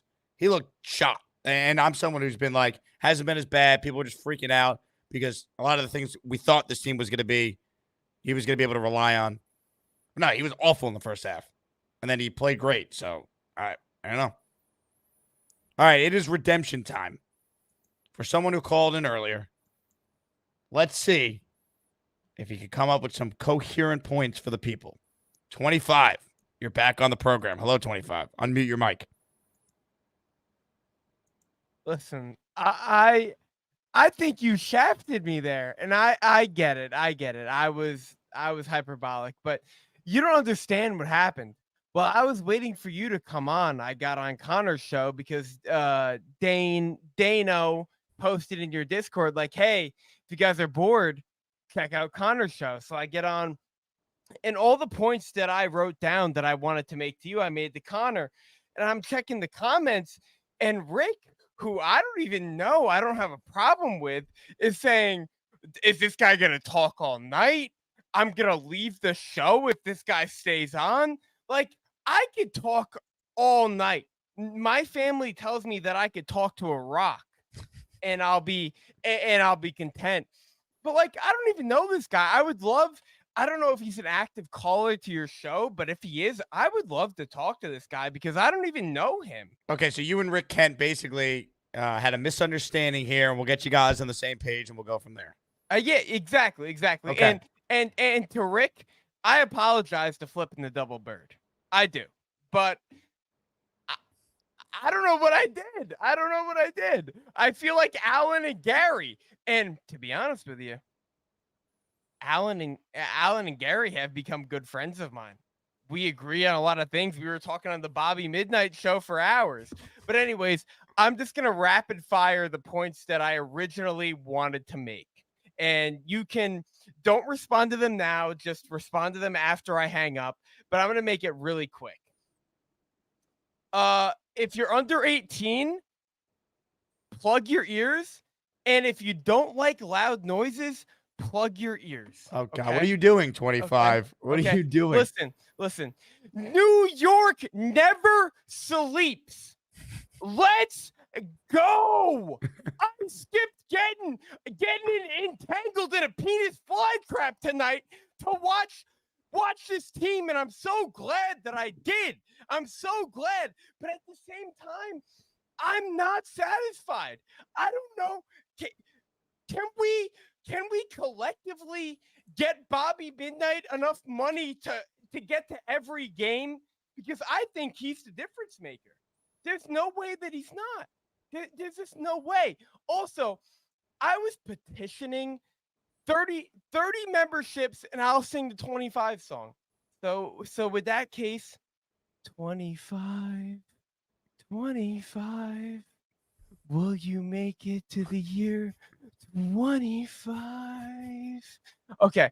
On top of that, we still came out flat again. We came out flat in the first half again. We almost witnessed a murder on live TV. Now, the funeral for the New York Jets, it's delayed for now, but I still kind of want to tear down the team. Can we wait till they're eliminated before we talk about doing anything to the team? Okay, I'll back up on wanting to trade Brees and Garrett because at this point, pay Garrett now, right now. You super chatted me today trading Garrett. He has a great game, which he's capable of. He's had a great season. Garrett's been good. I've just been on tear down the team mode. Garrett Wilson's on pace for 1,350 yards, 100 catches, and 10 touchdowns. That's wide receiver 1 right there. No, Garrett. After what I saw today, you need to give Garrett whatever he wants right now. And I will fall back on what I said. Like, don't trade Garrett. Like you said trade him earlier. I know, but I'm falling back on it. That's what I'm saying. But at the same time, what really, substances are you on tonight? 25. Tell us. Like 8 Coors Lights and a little bit of boutique. But okay, quickly, I'm gonna run through the last few things that I want to say. There's still a lot of people that fucking suck on this team. And we find new ways to lose again. The flags, the effort, the lack of accountability. And I don't think this is anything that people are thinking about. We get rid of Justin Hardy, a captain of our team who is elite, for Irv Charles. We think that he's gonna replace. I didn't even mention that. That was one of the dumber. He's worse and committed that egregious penalty. Yeah, that's probably the first good point you made. Irv Charles was horrendous. That penalty was so stupid. I had that down. That and I guess it was Eric Watts with the penalty touching the long snapper. At least Watts is a rookie. You can point to, okay, he's a rookie. It's his first year in the league, like whatever. But on top of that, only the Jets would, after we hammered home, get this 3rd round rookie in the game. He finally get in the game, and he scores on his first. But he drops the ball before he gets in the end zone. There's no other team that would happen to besides us. Anyways, just a few things that were positive. Brees is legit. The fact that I said we should trade him and get Ashton Genty is absurd, monotonous. It's if I looked back at myself at this point, I would say it's flabbergasting. Michael Clemens getting a sack and not getting egregious penalties. Okay. I love that. And then last but not least, I loved what they did with the O-line. You're going to take a risk on having to play guard a little bit. That's what I'm saying. You're going to finally take a risk on your offensive line and put Max Mitchell, who wasn't good last year at his natural position, and you're going to put him at guard. Then you're going to take Olu, a true rookie, who was not good at his natural position, and you're going to take him and put him at guard. But, like, the O-line looked better. It looked better. The amount of times that I heard Al Michaels say, oh, Brees hit the hole, or, oh, wow, that's a big hole. I just don't get why it takes the New York Jets this much time to agree with the fan base or finally make a decision that is risky. 25. I'm happy about the win. But they got the win, man, and it's the first post-game show that you're not sleeping through. So well done, and we'll talk to you tomorrow, all right? All right, brother. 25. In the year 25. 25. Is he ever gonna stay alive? 25. Incredible. Daniel says, congrats on 40K, Jake. Thank you, Daniel. Crowd was awesome for a 2-6 team. This fan base is amazing. Let's hope Jets don't pull a Yankee 5th inning. Dude, I tweeted it watching the game in the first half. The Jets are the Yankees in the 5th inning all the time. That's what it's felt like this year. I mean, seriously, it had felt so long because, from the last time this team won a game, man. It's crazy. Crazy. I was at the home opener. It was the last time they won. They got to play on Thursday Night Football every week. Unreal. Adirondack Fly Guy is now a channel member. Thank you, Adirondack. Steve M says, Sauce not playing golf all week. So, Sauce, I know he's banged up a little bit. He's got to play better, man. He's got to play better. Apparently, I didn't. Did I not pin the link? I guess I didn't pin the link. My fault. I want to make sure we get to the remaining super chats. I am going to pin the call-in link right now, though. If you're still watching live right now, God bless you. It is almost 2:30. It's almost 3 in the morning now. I will continue to stay on. We have Fireman Ed at 10:30 later this morning and Joe Beningo at 4:30 later today. We are not stopping. Fialco's film review will be on Monday. I was texting with him after the game. So we're ready to rock and roll. Dre with a super chat. Highlights of today. Jets win. Kisses from Leany. Meeting Genergy's mom. Meeting Gator. Seeing Jay Graves. Meeting Bobby Midnight at the very end of the night. And finally, that Garrett catch. Hey, Dre. Garrett Wilson, 28 touchdown island. Maybe we were on to something. Nate says, calling my ticket rep tomorrow. Lock me in. Break the fuck up. Let's get brick up. It just takes one win, man. We're back. Adam writes in, 3 fumbles, first half, unacceptable. They need, yeah, I mean, the Brees fumble that he recovered himself, I was so terrified there. They played awful in the first half. But here's the thing. Houston's supposed to be one of the better teams in the league. There's not that many. This is why I was so angry with some of these losses they've had this year. Because the AFC, outside of maybe 2 teams, is not very good. So everything is right in front of the Jets. They are just as good as all these teams. As good as the Ravens are, they just lost to Cleveland. They almost beat the Bills. They should have beat the Bills. You put Kansas City in their own class. Fine, whatever. You can't tell me the Jets and Bills, there's that much of a difference. Buffalo knows how to win. The Jets don't. So from that standpoint, obviously there is a big difference. But the Jets just went toe-to-toe with them. If the Jets play at their best, they could beat any team in the conference. And that second half proved that. And that's what's been so frustrating about this team. We don't see this version of the team, and we need to see a lot more. You can't play like that every game. I understand that. But you can't lose to New England. You can't lose to Pittsburgh the way they did. You can't lose to Denver. If this team had 1 or 2 more wins right now, we'd be feeling like they can go on a run. And they put themselves in a hole, and now they're basically playing must-wins down the stretch. But they got a must-win tonight. And now, if you want me to start to believe again, go beat Arizona 9 days from now. That's it. For tonight, we get excited, but you got to go rattle off some wins. Jay Graves, I'm taller than Leany. I took a picture today with Jay Graves and Leany, and it was great because for once I was tall. A couple photos I want to share here from the night, and then we'll bring on someone who was a big part of the evening. These are sent to me from Gator, so we'll go through it. Here we go. Some highlights from the night. We got Gator and Nate parentheses Nate. We got Nick Shine and Gator. We got Dre and Gator. We have Bobby Midnight, Leany, Jay Graves, Bobby's brother Mikey, and Gator.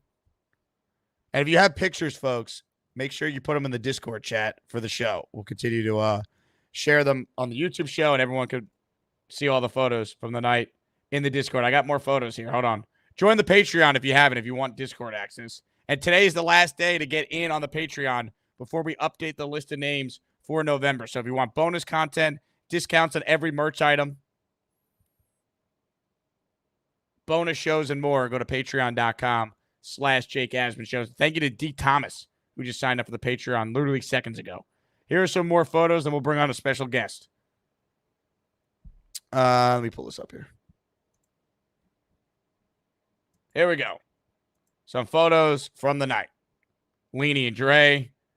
I forget this dude's name, but he came up to me. He was wearing gloves, and he had me record like a cameo for his brother. That's what I was doing in that photo. Bobby Midnight and Gator. Nate and Mikey. We had a golf cart take Bobby and his brother from the Gotham City Crew tailgate inside MetLife Stadium. We arranged that with the Jets. Leany and Jay Graves. There we go. Dre and his lovely lady. Gator and me. I don't know when this was. Maybe after the maybe in the first half and I wanted to kill myself. Oh, who's this? Who's this lovely lady? with Bobby and Mikey.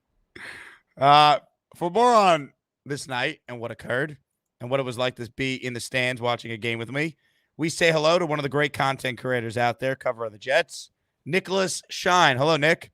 Oh, full name. Add Junior if you're going full name. If we're going full. Nicholas Shine Jr. joins us now. Thank you. Thank you. Thank you, everybody. So you do your, ladies and gentlemen, Nick Shine, and everyone erupted. I'm standing. You got a big crowd pop from that. I was shocked how many people cheered. Moment of the night for me. It was great. But I'm coming. This is early in the game. I'm coming back from halftime, and this guy like taps me on the shoulder. He goes, "Hey, do you mind if I ask who are you that they're all cheering for you like that?" I was like, "Oh, just Google me." No way. Really? Yeah. It was great. That's it was awesome. fantastic. Thank you. That was a good one. Great night. All right, I'm going to start with the end of the night. Yeah, give me the recap. I want your perspective on everything. We got Bobby a wheelchair out, so we waited. We were waiting behind for everyone to clear out, and we get Bobby downstairs. The guy brings the wheelchair out. Now he could only wheel us to like the curb in front of like the 50-yard line entrance. So we tell Clancy, all right, you go get the car, pull the car up. These young kids, like young 20s, come around and they're in referee outfits, and they go to the one girl, the blonde in the picture, goes up to Jay Graves and says, "Can you take a picture with us?" So I see it. Now Bobby and Mike are standing there. I'm like, all right, the wheels start turning in my head. I go over to him. I go, "Listen," I got my friend over here. He's from Vermont. His brother's with him. He had to get a wheelchair out here. He's kind of got a little bad luck going on. Would you mind coming over with him and just like pretending you know him? Like, "Hey, are you Bobby Midnight?" And like play it up. Gator's got video. Trust, Gator and Nate got so much video of it. The girl Noelle is a fucking saint. She comes over. She's taking. I sent you one. If you look in the text, I sent you the picture with her and Bobby kissing Bobby and Mike on the cheek, telling how awesome they are. She was an absolute star. Shout out to Noelle. What a wonderful lady here. Bobby's lap. That's not my shadow from taking the picture. That's Bobby. 12 o'clock midnight right there. That's amazing. That is amazing. Oh my God. Did we lose Nick Shine? Look at that mug. Nick, call back. You're frozen. All right, let's say hello to Nate. But which Nate? We got two of them on the line. We're doing Nate squared for a moment. Hello, both Nates. Oh, Good, Nate. wrong way. No high That's five. awesome. We'll do Yeah, Nate B first. Go ahead, Nate B. So actually, when I met Nate, I walked up to him. I'm like, "Nate, I'm the other Nate." It was awesome, man. I had a blast. I just wanted to say thanks. That was my first time ever at MetLife. No way. Actually, I didn't know that, Nate. Yeah. So being able to go to like the tailgate with my dad and like enjoy that, and then go in and actually see a Jet win, that was electric, bro. I just got in. I just got home. It was like a 3-hour drive. But damn, I was stoked you're still alive. Yeah, well, I couldn't. I stayed a little bit after the game because I took pictures with everybody, and then I took the. Normally, I drive or I get dropped off. I took the train back, and it took a little longer than I thought. So that's why. But we made it happen. Yeah, it was awesome. I mean, I was dumbfounded on that Corley play. I had no idea what happened. Like, so I've obviously not been to many games. So like, when you see it live, you don't notice it, and then you see it on the replay, and you're like, "What the? I didn't see that." It's almost like your brain can't like comprehend it. And then the other big play, I don't know if anybody mentioned it, but the scoop and score on the fumble that wasn't a catch. I was screaming. I was like, "Not a catch, not a catch." I was so excited when they overturned that. That would have been a big play. Yeah, in real time, I never thought that was a catch either. So I really wasn't concerned. I didn't either, but the whole row in front of me were like, "No, that's and I was like, no, he didn't even take a step. There was no football move. There was none. But I had a blast, man. It was awesome meeting you guys. A lot of the 4% club, they're loud, bro. They're loud. They were awesome. Yeah, I had a blast, man.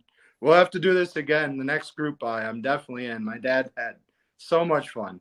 It was great to meet him, Nate. I'm glad you guys had fun. I didn't realize it was your first time at MetLife, so that's awesome. I'm glad There hasn't been a ton of wins over the years. So you're 1-0. You're undefeated at MetLife. We got to get you in more games. Have a good one, Jake. Thank you. I love it. Thank you, Nate. Nick Sean, if you're still out there, call back if you get your internet working. We'll go from one Nate to another Nate who was in the building with us tonight. Hello, Mr. Nate, parentheses Nate. How's it going, Jake? What Nate, a stellar I'm night. well. What a night. It was great. I mean, capped off by a Jets win. I assume they were just going to ruin the night for us after an amazing tailgate experience. Straight out to Gotham. Gotham City did a much better job than I anticipated, to be honest. They're awesome. Yeah, Claudio, Lou, they've been holding it down for years. They were great. Yeah, they had to mix it like video games to play and Pac-Man and stuff, football. Like, it was amazing. Great food, great drinks, good times.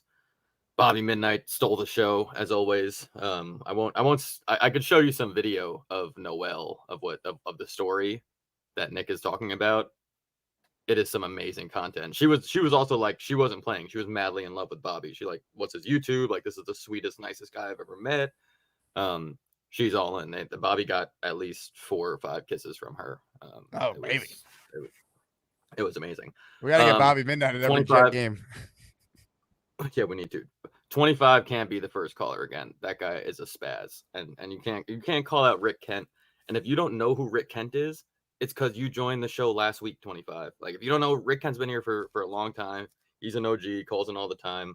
There's no need to flip the double bird after a Jets win the first time in 5 weeks. Like, go smoke more indica and sativa at the same time. I had Rick Kent back. I put a stop to it right away, Nate. I said we can't. Yeah. Telling me, oh, Jake, I'm going to take up a lot of your show. No, you're not. Only major difference I thought between the last 5 games and today was that we won the game. You know what I'm saying? Like, they made Jet-like mistakes. They made mistakes that could have lost them the game. They hit the crossbar again. Like, it was Jet-like mistakes. And they hit the crossbar and actually still went in, which was very on Jet-like. Yeah, no, exactly. Things went the winning way. That's my point. It's just like they could have lost this game easily. Like you said it at halftime. I was kind of like, all right, this is the season, and if they lose, it's going to be really ugly with this whole Corley and all that. So, but yeah, I mean, Bobby stole the show tonight. Him and his brother were absolutely tremendous. It was kind of nervous when he first got off the train, and he called me in Newark, New Jersey, standing outside, not knowing what corner he was on, and asking if 75 was a good deal for a taxi to go a mile away. So I'm glad we got him in a lift, and arriving there was tremendous. And we got golf cart service everywhere we went. He was a celebrity as soon as he arrived. Bobby and Mikey with, oh my God, I'll update you. I could text you with pictures and send him the Gator. Videos. He's going to work on a masterpiece. I'll send them with Gator. Do you want a Noel video on the way out? Yeah, give us a Noel video.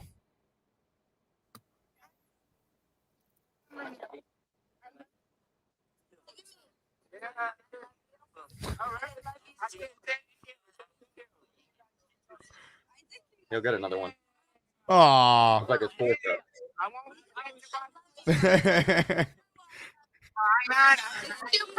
What a world we live in. What's their YouTube? Oh my God. You subscribe to his channel. I'm glad Bobby got a lot of subscribers tonight. Oh my God. It was an unbelievable cap to an unbelievable night. I wish we could do it again. And most likely it's not going to happen. The Jets will ruin our week, probably within the month. We'll ruin the season within a month, but it was a memorable night. Thanks again, Jake. Incredible. Well, Nate, before you go, I'm going to give you the option here. I defer to you. 25 wrote, let me in. I need to talk to this dude. Do you want to address 25 one-on-one, or are you like, you don't feel like it? 20, I'm sure he's excited too. Sure. Ladies and gentlemen, I'll sit back and relax. 25, meet Nate. Nate, 25. No, I did this on purpose because I knew he would call in. It worked. No, I've been here for a while. Bro. You have been a D1 hater from the beginning. You say I've been watching for a week. I've been watching for multiple months, brother. But it got to a point where I felt like I had to speak up. I was being facetious. What? I was being facetious. Yeah, a couple months. That's what I meant by like last week. Right. Okay, that's fine. But the first time that I called, I watched the chat, and you immediately got on me for my lisp. You said, don't let this guy call in again. And then I called it a second time, and you're like, oh, Listen, this guy's maybe funny. maybe Rick Kent and okay. So I thought you were funny one call. I thought one of your calls wasn't funny. And just like Rick Kent had an opinion that he didn't want to hear you all night. Other people have opinions. It's an internet show, bro. You got to get over it. I get it, but I don't, bro. It's my first time interacting with Rick Kent, and I was hyperbolic on that. I even apologized for This is flipping what the you double did to bird. the guy. This is what you Bro, did. I apologize. Okay, we're grown men. Are you really That's gonna what, get no, that's what soft I'm saying. on We're the grown double men. bird? We're grown men, Come but you're cursing on, a guy you don't know. Come on. He's a guy who's older than you and has more respect in this community than you. So when you double flip the bird, why is he people are gonna gonna get say on me something. like That's he it. did? If he got That's on the it. call and I felt like that, I'm not Rick, gonna get no, on bro, him like bro, that. it's the internet, bro. It's the internet. Look at V-Man, bro. So, This is the internet. so you would. This is the internet. Get over it. V-Man is overdosing just like I was fucking last week. But am I gonna? Yo, bro, why bro. would I? First of all, 25. Take a hit, bro. Take a pull. You need a pull, bro. You need a pull. Take a pull and relax, bro. Relax. The Jets won. Chill. Okay, Do the but double. the Jets. Okay, I get it. The Jets won. I'm just as excited as everybody else. But do you think that we're gonna beat the Cardinals? We're in the same boat as the Giants, Dude, I don't and care the to talk Cardinals to you about beat football. the Giants. I just said, don't come on after a Jets win and give the double bird to a guy who's a staple in the community. That's all. The end. Period. That's it. Don't Goodbye. don't get on me for ranting when even though we won, there's still glaring things that are a problem. If I want to, I will. And if you want to keep cursing people out in chat, you do what you want. All good. America, baby. Cursing people out in chat. Whatever. The only reason I said what I said was because he had a problem with me. I'm ranting as a Jets fan after a win, but there's glaring issues. There's new issues every week. Dude, okay, I'm not talking about football with you. I'm not. We never talk about football. Why not? All right, let's talk about football. Let's get brick up. What would you like to talk about? Okay, so you think that there's not new glaring issues with this team even after When did I say that? When did I say that? I'm not insinuating. I'm not saying you said it. I'm asking you a question. Do you think there's new glaring issues with this team after a win against the Texans team that's deteriorated but good? No. No. Let's get brick up. All right, what a back and forth that was. Ladies and gentlemen, let's get to more of your calls right now. This guy is never asleep. He is always awake. Ladies and gentlemen, it's V-Man time. It's time for another V-Man call. Hopefully he's not sleeping. Adios mio. What's up, V-Man? Jets win, baby. Yeah, no, you got me with just amount of time because in 5 minutes I got to go relieve somebody for their break. Really? Yeah. You look like you just woke up from a nap. I'm running on fumes because I was generally watching the game. I generally I'll take some rest riding into the train, but I was glued to the game. So, and they actually won a game. It's like there were moments in this game. I'm gonna need you to wake up, V-Man. Can we give you some smelling salts or something? The Jets won tonight. All right, they actually won for the first time in 87 years. Wake up. I know. All right, I got that. Let's go, baby. All right, no, I got. All right, yeah, no. You gotta go. No. I got a coworker who was like literally a table away, and trying to get some shut eye. So. Avoid the loud siren. I But won't play the siren. Yeah, but getting back to the game, seeing the offense finally, watching that Garrett Wilson catch. I'm literally walking in the city. As I got I hit it by accident. Okay. Seeing that catch was that was just incredible. I was just amazed by how he managed to catch that. At first, I didn't, because I wasn't fully aware of the rule at the time, so I didn't know if he caught it. So then I looked at it and I got the rule, and they explained the rule. Yeah, Any part of your body part that comes down in bounds nullifies the 2 feet. That's the rule. So a shin counts just like one cheek equals 2 feet if he got his ass cheeks in bounds. Yeah, no, that's good. Yeah, no, good. Yeah, but man, it's like the Jets, like just when you're like about to give up, they pull you back in. I'm not pulled in yet. I'm glad that we have some hope that it's not dead on Halloween, but they got to win next week if we're going to be serious. I know. How do you feel about the chances against Arizona? I think they're probably going to end up being a favorite against them. I don't love the matchup because I think Kyler on the road, it's a scary game, but they got to win. No, yeah, I agree. It's like, no, I agree, but I'm just glad that you win and also you avoid any real big injuries here. They got a couple extra days to rest, clear their heads, and hopefully Ulbrich doesn't have the I can't plan a game in 10 days bug. Yeah, well, this is Ulbrich's first opportunity with extra days to prepare for a team. So we'll see how he does. But I'm excited. Yeah. Now I need you to get some rest. All right, I just have a funny feeling your eyes are going to close if I let you go right now. Well, I should probably get going because I got about 2 minutes before I got to relieve this guy. All right. Well, good luck. Good luck on the shift. All right. All right. V-Man is here. How we feeling? Hi, is it tight? Ladies and gentlemen, joining us after his internet crashed is the aforementioned Nicholas Shine Jr. Hello, Nick Shine. The whole computer crashed. Sorry about that. That's okay. I apologize, sir. I don't even know where to go after that whole Nate and 25 thing. Like, what do you? How do I follow that up, dude? Well, what are your thoughts on the controversy involving 25 and Rick Kent? I think Rick Kent is a Californian Adonis, and nobody should have a problem with Rick Kent. David D says 25 is a better singer than Nick Shine. 25 is a better singer. David, poppycock, straight poppycock. Go to bed, David. All right, so where I was, Noelle comes over, and she's great. Like Nate showed the video, right? She's giving them kisses. She's posing for pictures. She's talking to them. She's like absolute sweetheart. Now, her friends, she's with 3 guys and another girl. They're standing off to the side, all in referee outfits. None looked as good as she did in it.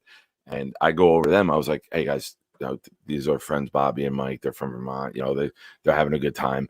And she's absolutely making their night. Will you guys go over and say to him, I'm like, do you guys watch Jake Asman? You watch YouTube? And they're like, yeah. Well, no, first I say, you watch YouTube? They're like, yeah, we watch YouTube. I'm like, all right, you're 20. Okay, do you watch Jake Asman, like ESPN radio? Like, have you ever heard? She's like, yeah, I think so. I heard him on the radio. I go, all right, well, this is Bobby who calls in all the time. Like, you know what? Forget that you guys don't know who he is. Maybe they're one of the 15 guys who joined in to get you 40,000. Congratulations on that, by the way. Continued success, man. You're the fucking man. They go over, and the one guy goes, hey, you're Bobby Midnight? I've seen you. Bobby's head just smiles ear to ear. It was great. And then Clancy shows up in like a Miata, and we're trying to figure out how we're going to get Bobby and Mike into the Miata and how he's going to get them out of it when he gets them back to the hotel. So he was in my Discord on the video chat. He got them back to the hotel. He brought them in. They were good. I got them an Uber set up for 9:30 in the morning to take them from the hotel to back to the Newark Penn Station. Okay. As always, like I said, just buckle the fuck up. I have no idea how tomorrow's going to go. I have no idea what's going to happen with it. The game. Can we get to the game? Do you have time?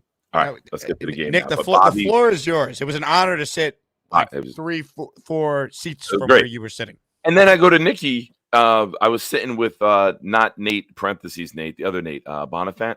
He was next to me, and I'm in the middle of the row, and I'm like, this, dude, I can't be squeezed in.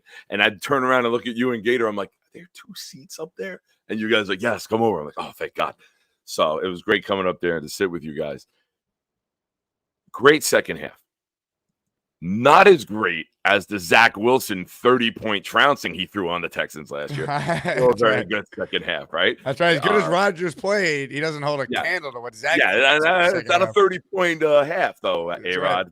Let's step your game up, pal. There's still room for improvement.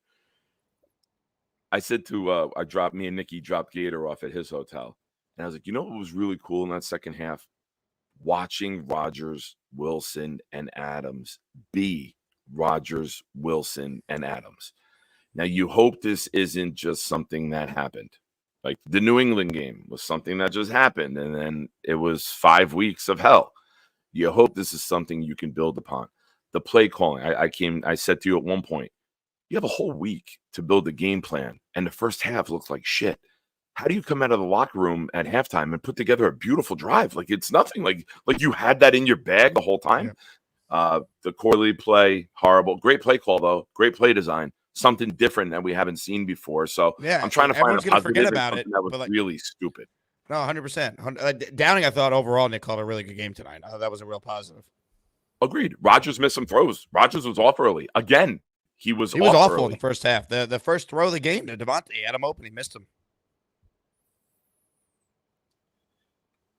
Oh, Nate said he thought he saw. No, Nate, I had to get up in space. I can't be squeezed in the eye like that. Yeah, he came out rusty. He came out slow.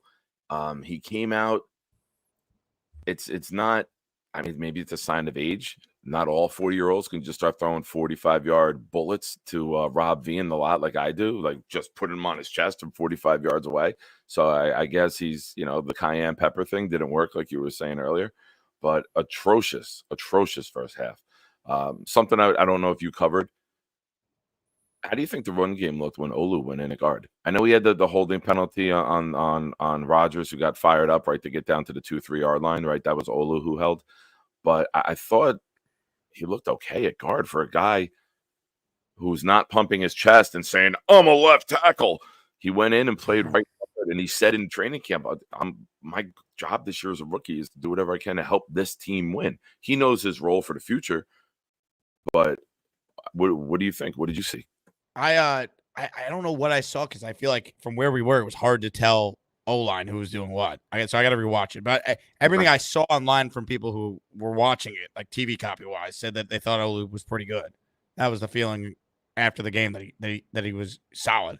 Look, there's no way he's not one of their best 5 offensive linemen. It's why, okay, if we're screaming for him to play left tackle, if he can play guard, play him there. He makes you better. Jake Hanson's not any good. He's a third stringer for a reason. Yeah. Now, Nick, I do want to bring this comment up here from Jay Graves. Nick, tell them about seeing Bobby when you drove me to my car. What happened here? All right. So this is like as soon as we get there. Jay Graves parked by Gotham City Crew. And then she's like, all right, I'll get my car and come out where I park in Lock Hay. So I'm like, all right, I'll drive you up. I drive her up. She gets in a car. We're driving out. Now, I told Nate when he got off the train, I go, find someone with a golf cart to get Bobby to Gotham City at J3. Don't let them. They wouldn't be there yet if they had to walk that. So as me and Jay Graves are driving through the empty parking lot, I see the golf cart coming with Bobby in the front seat, Nate and Mikey sitting, and Rob V standing on the back of it. I bust a Yui, like almost a half a donut in the parking lot and start taking off. And I got video of me pulling up on them. Now Jay Graves is turning around behind me. I'm like, what the hell is this guy doing? And we pull up next to them, and I got video of me pulling up next to them on the golf cart, trucking along. But like you said, man, Bobby sat down. He found his spot. I come over. Guy hasn't drank in 18 years. I come over at around like 5 o'clock, and I was like, what are you doing? I'm a little high. I'm like, all right, what are you drinking? Yeah, a little, whatever this is. I go, what the hell happened to him? Oh, Bobby's been like a model citizen up in Vermont. He comes down to New Jersey, spends 20 minutes in Newark, and now he's like a crackhead all of a sudden. He's just doing anything on the table. Nothing mattered to him. He's just like, yeah, he's saying yes to everything. The first thing he said to me was, Jake, I got high. And I'm like, oh, God, nice to see you too, Bobby. Yes, Bobby would have not said no to anything tonight. But you know what, man? It was great. It was great. Him and Mikey had a blast. Rob V and Nate were tremendous. Soldiers, man. Shout out to Nate and Rob. They looked after Bobby and his brother the whole night. It was so awesome to see that. That was great. Yeah, it was. I'm very happy that they had a blast. And, you know, we have some concerns, right, with the travel and the health that he's had. He might hurt like hell for 2 months, man, but his face is glowing from ear to ear. It was Yep. really cool to see. Good job. And good call with the field. Good call. Yeah, that would have been We tough. would have never found them again. They'd be No, that would've- wandering underneath the stadium. We would have never found them again. We never got to the feet. That would have been tough. Let me see. There was Genergy was their first game as well. Genergy, that's awesome. Yes. I'm glad. He came in and we had a and lot of right people's away first ever brought the energy. game tonight, Nick, which is awesome. A lot of people had a great first game experience. It was fantastic, you know, and she came in true to her name. She came in and dancing down the aisle, seeing everybody. You know, we gave the little ovation for her. It was great. Leanie's awesome. I'm sitting there at my tailgate. I'm smoking a cigar, and I just feel these little arms go around me and in my ear. Hey, big boy. I'm like, oh, shit, it's Leanie. But, yeah, man, it was absolutely awesome. It was a great time. Gotham Jewel Cool. Shout out to Claudio and those guys. Lou, is his brother or his friend? They're not related. They just work together. They're good He had friends. the fighter jet thing on, right? Yeah. That was him and his girl on the video board. Right? That was him and his girl on the video board tonguing each other down. Yes, that was him. Hey, Lou, congrats on the sex in advance. Yeah, he was on the Kiss Cam, and I'm like, is that Lou? Yeah, I mean, that was wild. That was awesome. 2 people before that, there was a camera in front of them, and they were in the background. And I go, but that's the guy who runs with Claudio. And then they put it on the 2 of them, and they were just going at it. Good for them. It was a great night, Nick. It was everybody. Awesome. It was great. Well done. Happy to be a part of it and help create the memories. I gotta tell you, I'm new to this. You're 40,000 subs. You're Mr. Big Time. But like when people see me and like grab me to say hello, like, oh, I see you on Jake's show and now I watch your show. Dude, it's like my son. They just thought you were Green Bean. They just thought you were Green Bean. No, the guy behind me did. Yes. I don't know who they were. I don't know them. But these 2 older guys were like nudging each other. Like, is that Green Bean? They're like, oh, we see Jake over there. That's got to be Green Bean. So that's great. Great. Yeah. Life was going so good. And then that happens to me. I love it. Nick, you're the man. I'm so glad that we got to hang, watch a win for once. I mean, it was a great night. It really was. I told you, Colts game, my tailgate. We have our big road. We have our Rodizio. The day's on me. If they beat Arizona, I will go to the Colts game. That's where I'm at right now. Sounds like a plan. But are we? Are we? Are we? I mean, I don't know. That's a tease, right? I'm feeling. Are we feeling a run to the playoffs? Just saying, I'm feeling it. Might be the Henny talking, but I'm feeling it. All right. Well, the more the Henny talks, the more we got to start booking Bobby and Mike trips. Ladies and gentlemen, great work, shot, today. everybody. Yeah. Good job.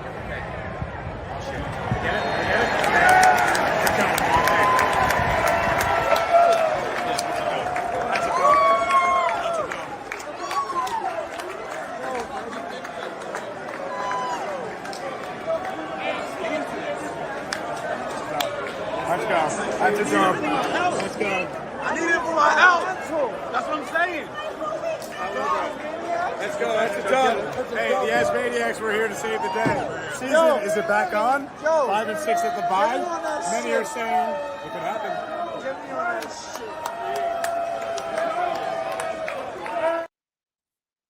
We'll peek what it looked like in our section. At that point, people started to leave because it was right after the onside kick recovery. It was a blast, man. What a night. All right, we got a couple callers left. Raven, if you put your camera on, you've been waiting the longest. I'll go to you next. Appreciate everyone tuned in. Hit the like button. And if you missed it, we did get to 40K in the number of subscribers. So I appreciate that. Big number. I do want to share this too. I'm going to talk more about it tomorrow, but I wanted to make sure I shared it on this postgame show because these typically get a ton of views. So any longtime listener to the show knows we have a great listener named William Sprague, who's always so generous, super chats for me and gives memberships to the community. His wife, unfortunately, is dealing with a very serious disease. It's called, I'm going to mispronounce it, but it's called cassisilaxis. And it's a rare life-threatening disease that causes calcium to build up in these small blood vessels of the skin and fat tissue. So I want to share a GoFundMe link. I'm going to contribute to it. Want to share it with the Asmaniacs as well. It's already linked in the description for the video, but I want to put it in the comment section too. So anything you can contribute to it, to one of our great listeners here, his wife's going through something, I know it will go a long way. So I just put the link in the live chat. It's already in the description, the GoFundMe fundraiser. They've already raised already $800. That's before any of our listeners help support. So if you have the means to do so and you want to be able to support Bill and his wife, please do so. This money is going towards all the medical bills and expenses as they're at Mass General Hospital. So all the info is on the GoFundMe, but William Sprague and his wife going through a tough time. So I wanted to make sure I shared that on the show. So as we always do, we can support the great people of this community. So that link is in the description, and I just posted it in the live chat for those of you who are still tuned in live right now, which is after 3 a.m. I think it's the latest I've ever streamed a show, and there's still nearly 700 people tuned in because this is the greatest fan base in sports, as we already knew. Anyway, more of your calls before we wrap, and we're back at 10:30. So in 6 hours from now, Fireman Ed joins us. Let's see if he has a voice. Ed was getting into it tonight. They showed him more on the Jumbotron tonight than the previous game. So the Jets heard the outrage from the fan base with the Fireman Ed lack of defensive chance and everything else. So the Jets seemingly did that right tonight. But we'll get Ed's thoughts on that tomorrow if he agrees. Raven is up next. Hello, Raven. Raven, unmute your mic. Hey, how are you? There you go. Thanks for waiting. I mean, listen, I was up anyways. I'm like, 1, I don't sleep either. And 2, I'm just like riding off the high of the win. But it looks like the tailgate was hilarious. I mean, I don't know how to follow Nate and 25. You know, that was so entertaining. And I was going to just like try to make some good points, but like, I don't know. Like you, that first half, I was about to freaking walk down the block from my apartment and throw myself into the East River. Not kidding. And yeah, all hope was gone. And then that second half, when Garrett made that first touchdown, made that first catch, I was like, all right, this is like that's it. And then from there, it was just boom, boom, boom. I mean, even Reddick got a sack. That's great to see. But listen, he played really well tonight. I have crushed Hassan Reddick. If he plays like that, welcome to the Jets. He had a really good game tonight. Totally. And Nick Faria, he made a good point, and I didn't realize this myself, that he'd been saying that Hassan Reddick saves like his best plays, all of, you know, like tricks he has for like the last ones. And he said that, so it like kind of made sense that that's what we saw from him that last play, which I found really interesting. And then I went back and looked at some Eagles game tape, and I saw he was right. But I think with this game, I don't know if it will turn around. None of us do, but it showed that it can. And I think that in and of itself is really promising. Like, you know, everything that we had wanted to see from this team, you know, every player played within their role the way that we wanted to see them do that. So, you know, I'm hopeful, but I'm not sold, obviously. Yeah. Look, they had to win tonight. They did. You know, it's one game, so you don't want to make it too much of it, but they looked like the Jets in the second half played like the team we thought they were going to be for a lot of this year. That to me is the big thing. It's like they actually resembled the team that if I told you before the year started, the Jets would beat the Texans 21-13 in primetime, you'd be like, okay, that makes sense. The Jets are good. They're at home. They're playing another team that they're probably going to be contending with for a Super Bowl. Yeah. Like, that would make sense that the Jets won. So, like, they look like the team we thought they were going to be tonight. Now They got to do it over the course of these next games before the bye. Exactly. And all it took was the reverberation of the doink and the reverberation of Davante Adams' brain inside his skull. But oh my God, whatever it did, offset the curse. That's so true. Adams coming back in the game was huge, and then McDonald got hurt. It looked like at 1.2, and then he came back. So like, when was the last time the Jets won a game where they didn't have to have like a human sacrifice in the like even the win over the Pats? Morgan Moses went on IR. You know, you missed him for 3 games, whatever it was. He was out. So you know, week 2 you lost Jermaine after that win. So like tonight, you know, I guess we'll hear from Obrick tomorrow. It seems like they avoided any catastrophic injury in the win, which like I can't even tell you the last time that happened in a game that actually mattered. And one thing I really liked seeing with the offense was just seeing Braylon get more and more touches, because I mean his size alone is just such an advantage. He really can, you know, I don't want to make any sort of crazy prognostications when the kid hasn't even finished his season, but like, you know, he could be that like David Montgomery or that like Derrick Henry if he wants to. You know, there's so much raw talent there that just has to be sculpted into like what he wants his identity to be, the way he plays. So, you know, again, I think it just drives home what I said. We saw everything we thought we were going to see from each player. They all played their position the way that we imagined them to, that wanted them to. Yeah, I agree. And it was just nice to win one. Yeah, I feel like I know. Are you a fan of the show The Office? Oh yeah, of course. I'm a fucking millennial. Duh. I felt like Kevin in that one scene where it's like, it's just nice to win one. You know, it's just nice to win one. Honestly, I was like, you know, I wanted to start my night out slow. I was like, all right, let me just like sip on some White Claws. Like, I'm not gonna go crazy just yet. By like 8 minutes left to the first, I'm like, yeah, okay, we're switching to tequila. And then it turned into celebratory shots. And then I sat there, I'm like, all right, don't let them pull you back in. It's nice to win. But, you know, like I almost in a way don't want to like brag about it on my social media. Every time the Jets win, I always put up like a stupid meme just like on my personal social media. And I'm just like, I really want to do this right now, but I can't. It doesn't feel right. You know. I'll tell you what, they beat Arizona and they come home for the Colt game. That MetLife crowd's going to be incredible. So they just got to get this one next week, and then they got a shot. Exactly. I mean, they're 5-6 of the bye. They'll make something of their season. And one other thing I noticed too, we're now officially in November. The Jets only play 2 total games in this month, which I find crazy, but it's true.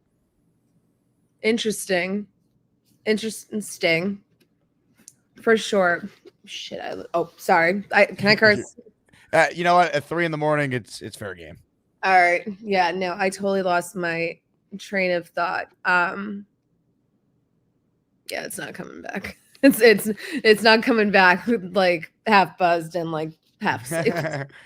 That's all good, Raven. Thanks for waiting on hold a while. I'm glad we could get you on, and I'm glad the Jets won. We all needed it. Yes, definitely. Thanks for staying on. Raven checking in, a esteemed member of the 4% female demographic, which, by the way, I haven't checked the demo in a while. I do wonder, now that we hit 40,000 subscribers, thank you to everyone who subscribed to make that possible. Is it possible that our demo is actually closer to 5%? I don't know. Once again, though, thank you to everyone who helped us reach that number. It's a great accomplishment for the community, so thank you all. Reminder, this show's available in podcast form if you haven't already figured that out. Apple or Spotify, you'll be able to get the YouTube show you're watching right now. Same exact thing, but instead of seeing my mug, my face for radio, you can listen to the show in podcast form. All right. Potentially our final call here, ladies and gentlemen. One of the greats is on the line. One of my favorites. The great Captain Barbarossa is next. What's up, Cap? All right, Jake. I've got a couple of things to say. To all me hearties, first of all, in Jets Nation, we won. We fucking won. So that's for everybody here. Cheers, Cap. Cheers. Hold on, real 25. Quick. Hawk wrote Jake 2 more hours. Hawk, you call in right now. I'll extend the show because Hawk and I, we don't always see eye to eye, but Hawk and I had a beautiful moment tonight. I convinced Hawk to go to this game. I got him a ticket last second. Hawk came in. He watched the game in the row right in front of us, and he had the time of his life. So, Hawk, you call in. The show will be extended for you, but that's up to you. Continue. I would gladly. That's awesome. That sounds great. But I have somebody said 25. What are you doing?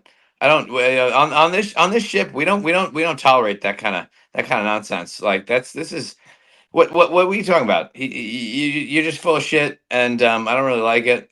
And it's just not how we roll on the Jake Asman show. So this is for all the Hardys. This is for all me Hardys.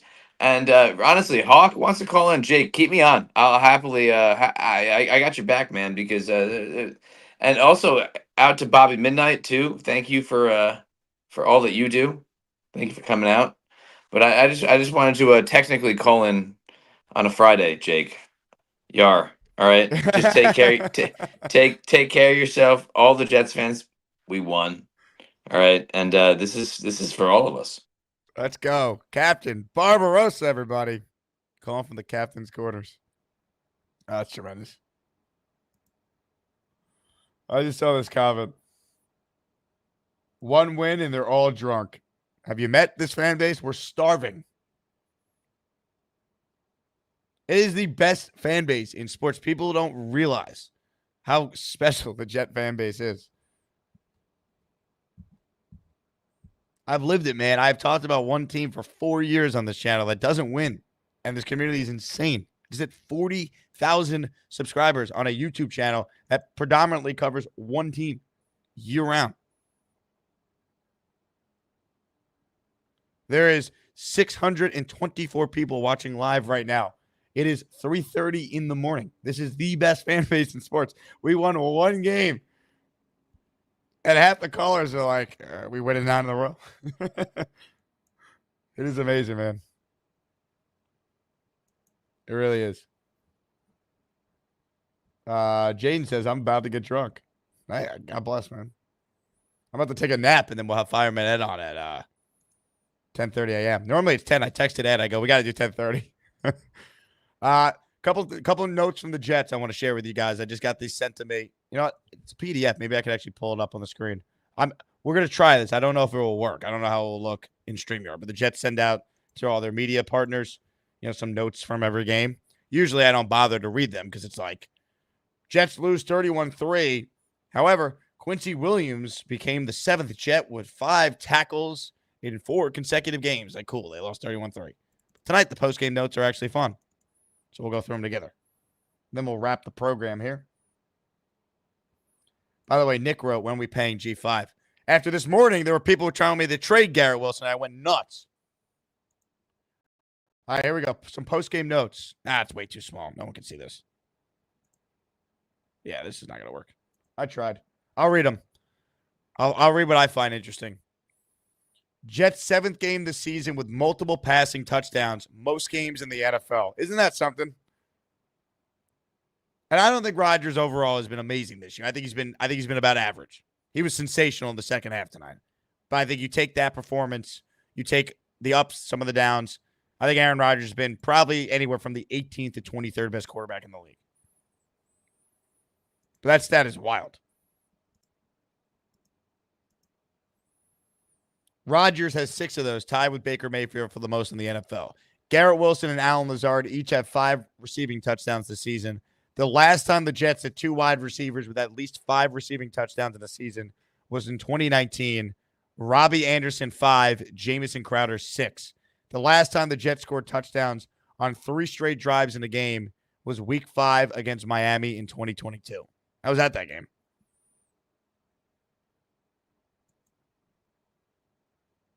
Real quick, I don't want to forget about the super chats here. Then we'll get back to the post-game notes, and then we'll wrap. 25 says, we need Allen or Gary. Let's be honest. 25, who do you prefer more, Allen or Gary? Oh, he fell asleep. Okay, let's go. Watch this, baby. You're about to wake the F up.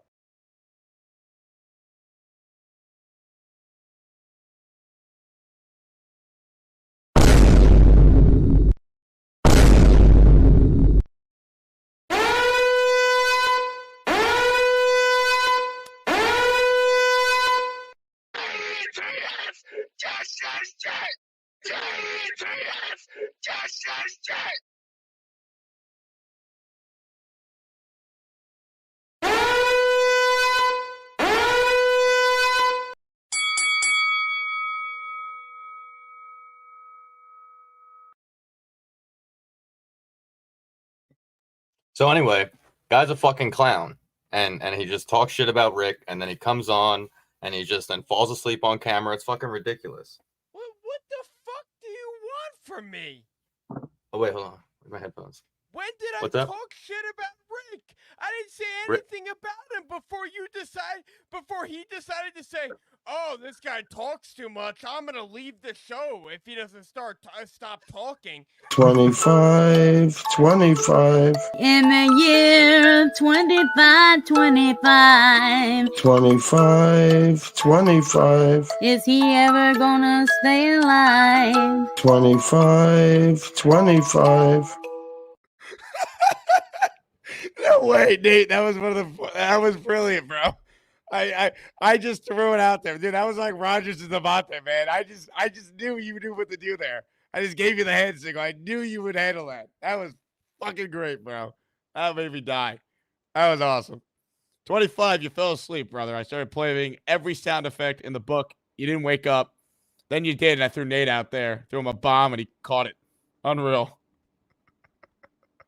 Oh, my God. That was sensational. Nate, you're the MVP of today. Everything you did with Bobby Midnight, just that. Unreal.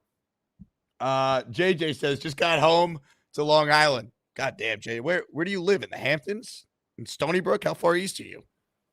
Montauk? F and Jet life, LOL. But all I'll say is Jets to the Super Bowl. It's a disease, but F it, Jet up. Oh, I am very excited they won, JJ. I'm glad God. You got like a 307. MetLife, the worst. Anyway, they got to win next week. I'm very excited they won. It's nice to win one, right? Kevin from The Office. It's just nice to win one. They got to win next week now. Let's go, man. Rodgers plays like that, they can. Defense plays like that, they can.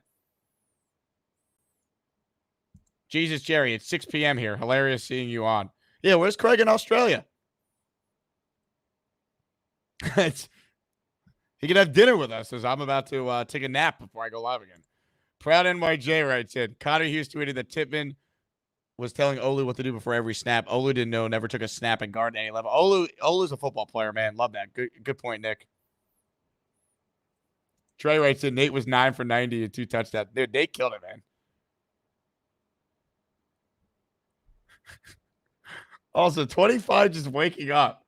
And then I guess he just thought, like, his fight with Nate was still happening. You know what? Let's go right to the source. 25, what did you think happened there when you woke up from your nap and Nate was on the line? I can't. Is my mic still fucked up? Because I was looking back on it and my mic was like low. I'm bumping your volume up. Now we can hear you. Okay. Yeah, I don't know. I woke up and I saw that motherfucker and I was just like, all right, well, there's no other reason he's on than to go after me. And like, luckily, I mean, all we need right now is some laughs, man. Like the season, even though we gotta win, we know we're done. Like, I'm glad I can just give this fan base some laughs, man. Yeah, that's it. That's it, brother. People are saying I should debate Neil or I don't care about debating. Like, the debates are fun. Like, I enjoy it, but I'm not a politician. At the end of the day, we're all Jet fans. The debates, even though we disagree, it's just for entertainment, man. But if Alan or Gary are on the line, you need to get them on now. They are not 25, but you know what? You started off a little shaky tonight, but anyone who made it through this 2-hour post game, I think they're going to enjoy how it all. Well, I'm always going to be shaky. You never know what I'm going to say. But at the end of the day, like I'm just going to say what I think, and if you agree with it, so be it. If you don't, so be it. I'm a loose cannon, and yeah, go 25. Jets, I guess. Go Jets. All right, let you get some slumber. All right, let me say this about Neil. Neil actually kind of nailed this game, man. If Malachi Corley didn't drop a touchdown, Jets get 28 points. I think Neil had 31-13. They won 21-13. Neil kind of nailed this one. He was the first to tell me right away that he nailed it. What did Neil text me right away as soon as the game ended? I said 31-10 without the stupid play by Corley is 28-10. He's trying to give Neil credit. Even a blind squirrel finds a nut. Neil got a prediction right. Nate writes in, I can't believe he woke up from a deep sleep just to yell at me again. That was effing gold. I legitimately laughed out loud, like my rib hurt from laughing when I saw it. Just like I just threw Nate up there, and Nate just played it perfectly, and 25 bought it immediately. That was incredible. That was Rodgers to Davante there on 3rd and 3 right there. Just a quick look. Boom. Unreal. All right. What a show, man. What a night. I sincerely can't thank everyone enough who did the group buy. We did this play. We planned this back. I think in June we started doing this, or I don't know. But I want to thank Matthew Volpe, who's the guy who's the longtime Jets season ticket holder, although he did cancel the season ticket. So maybe he'll renew if they go on a run. The guy who got us the group buy was so disgusted after last week. He actually canceled his season ticket. So we'll have to figure out what we're doing for next year, but we'll worry about that then. Anyway, today was a dream, man. I wasn't expecting a win, so I was just like, please be good weather, which we got. Please be an awesome tailgate. I knew the tailgate would be great. Gotham City crew, they're awesome. Claudio, Lou, the whole team there, they're amazing. So I was like, weather, check. Tailgate, check. And the community, I knew, like, it's the best listenership, man. Amazing. So I knew we had that. And yeah, I mean, just crazy. You know what I'll do to end the show here? I could go in the Discord and we could just rapid fire through some quick photos, and then we'll wrap. But yeah, what a night, man. I'm gonna post the GoFundMe link again for the lovely, lovely wife of William Sprague, so we can raise some money for William and his family going through a tough time. But let me do the screen share here. Let's see. All right, here we go. You guys want to see? Proud NYJ says they say the first 40K is the toughest to get. Imagine if this team was good, how many subscribers this YouTube channel could get. Jay says, watch a little Stoots. He was not happy. I have not texted Cody. I will watch. I want to get the Texans' perspective on this because I used to cover them. I'd imagine they were like, the Jets stink. We blew it. But it's like, here's the thing. The Jets kind of do stink, but they don't stink because they're not talented. They stink because they beat themselves. Tonight, they only beat themselves for a half. That's the difference. All right, here we go. Let's go through the Discord real quick. First thing I see is from Hawk here. So here we go. Here are some photos from tonight. Now, we didn't get everyone in this group photo. It was just whoever was around at this particular time. We tried to find everyone. We couldn't. I guess I'm doxing you, Hawk. I hope you don't mind. Too late. Oh, there we go.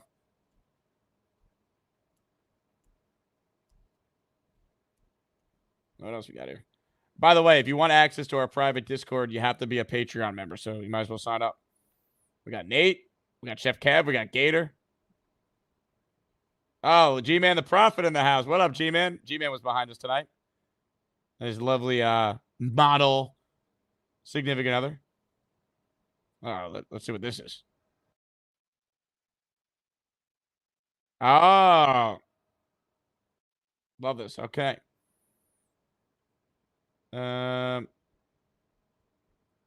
What other pictures we have in here? Dones. Love this. How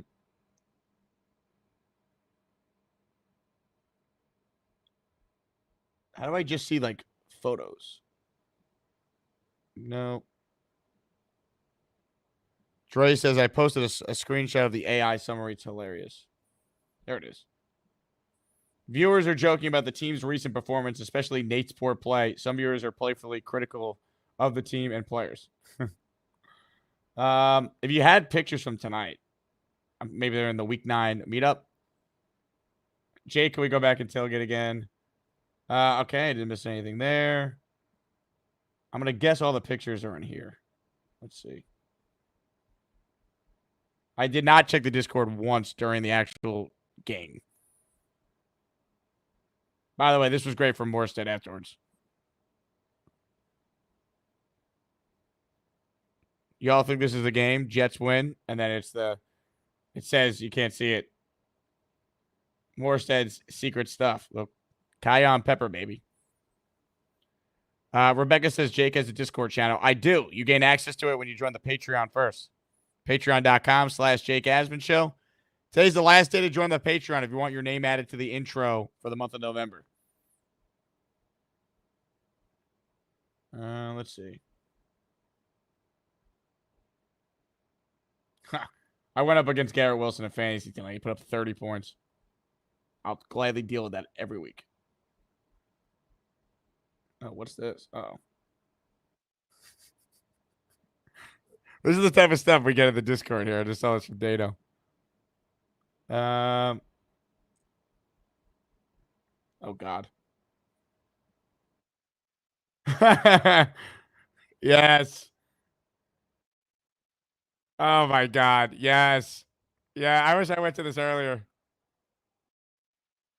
Oh, baby. Yeah.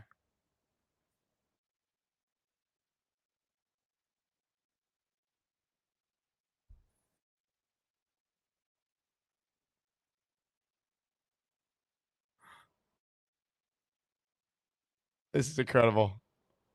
You guys can't hear the sound, though, because it's on my second monitor. Just amazing. Oh, God.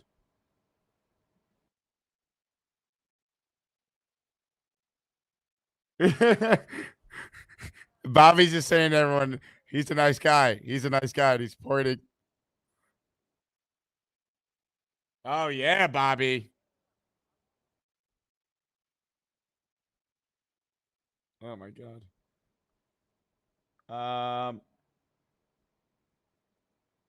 Let's see.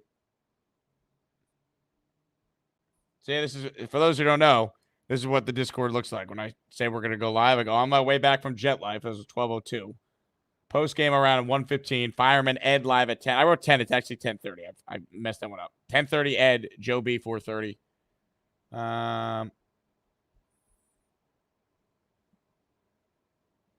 Hold on. Someone said in the search bar. Jade, you said in the search bar I can get to it. I just want to go rapid fire through some photos here for everyone. Bonesy's laying in bed right now with one earpiece, pretending I'd fall asleep to everyone chilling. Instead, I've been listening and laughing and just solid as a rock all night. You dog. Hold on. Where's the search bar here? I don't know how to use my own Discord. Not great. Hold on.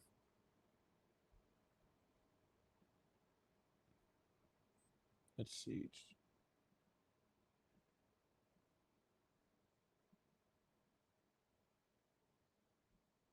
Someone tell me where the search bar is. I'm apparently not good at technology. Browse channels. Okay. Where's browse channels? Oh. Thank you. That's what I need.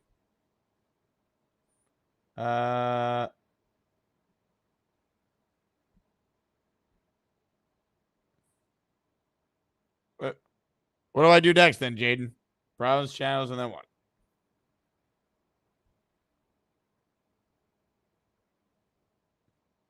I'm old man interneting here. I don't know what I'm doing. That's why I have someone that helps me in the Discord. We eat Sham, but he's probably sleeping. Damn it. Someone tell me what to do. I want to get to the pictures.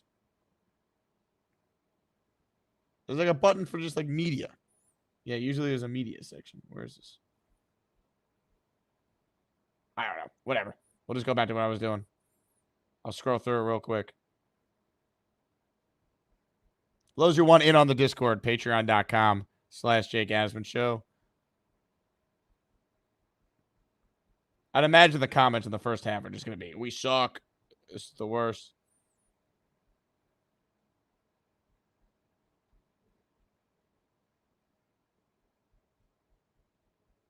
Do. Oh, great seats for Dominican Jet fan right here. Damn.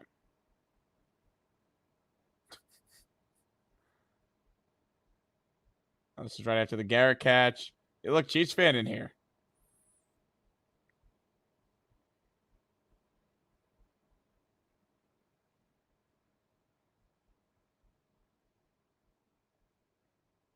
There's so many messages in here during the game. I just want to find the pictures.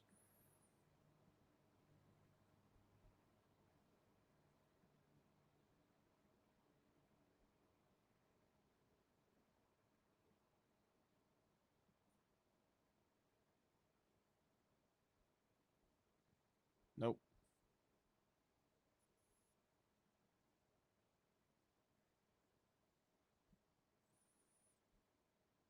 Nah, that's not what I did. I don't know what I'm doing.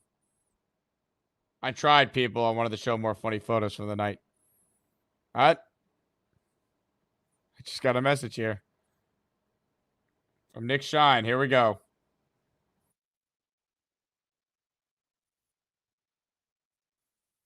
Oh, my God.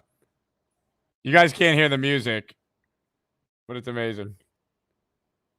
All gas, no search bar. Let's check the proud NYJ fan. Oh, game day picks. Maybe we need that. There we go. Let's go to the Nick Shine Discord.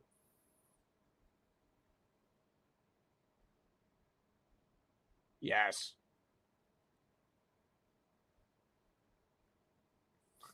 Oh, my God. It's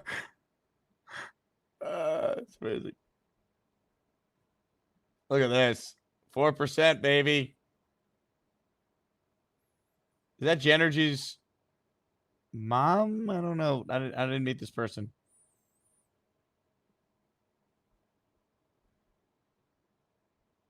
Oh, my God. It's too funny. This is great.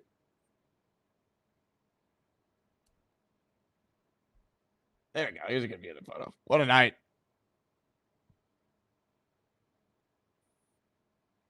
What a crew. What else we have? Hawk and Peter. Love this. Let's see. What other game day picks do we have here?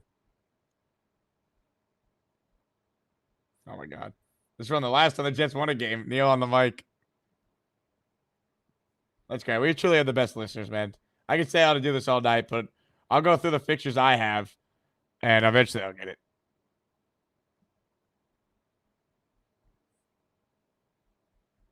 I'm going to finish scrolling, though.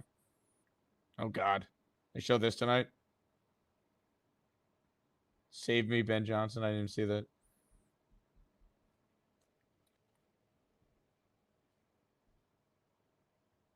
All right, this is right after the Corley. Look how negative the chat is here. 2-7. Here we come, this effing team. Snowball, the whack king. Oh, my God. How dumb is Malachi Corley, man?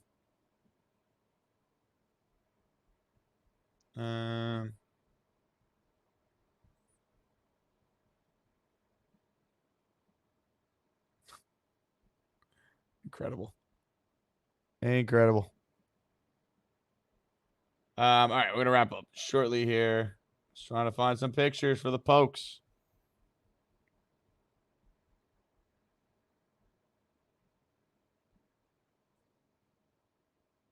There you go. Exactly what the people need from St. Nick. All right. How about this? Jets Carpetbagger's wife and daughter are at the game. Wife and daughter are at the game in my place since I cannot make the trip this close to back surgery. That's great. Jets Carpetbaggers, good to meet your family earlier tonight.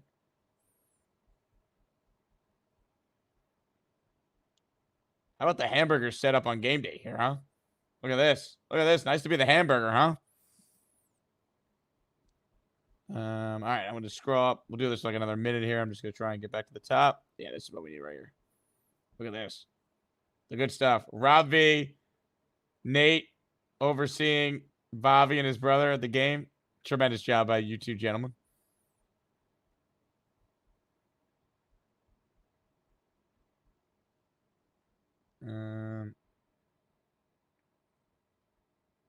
Love this.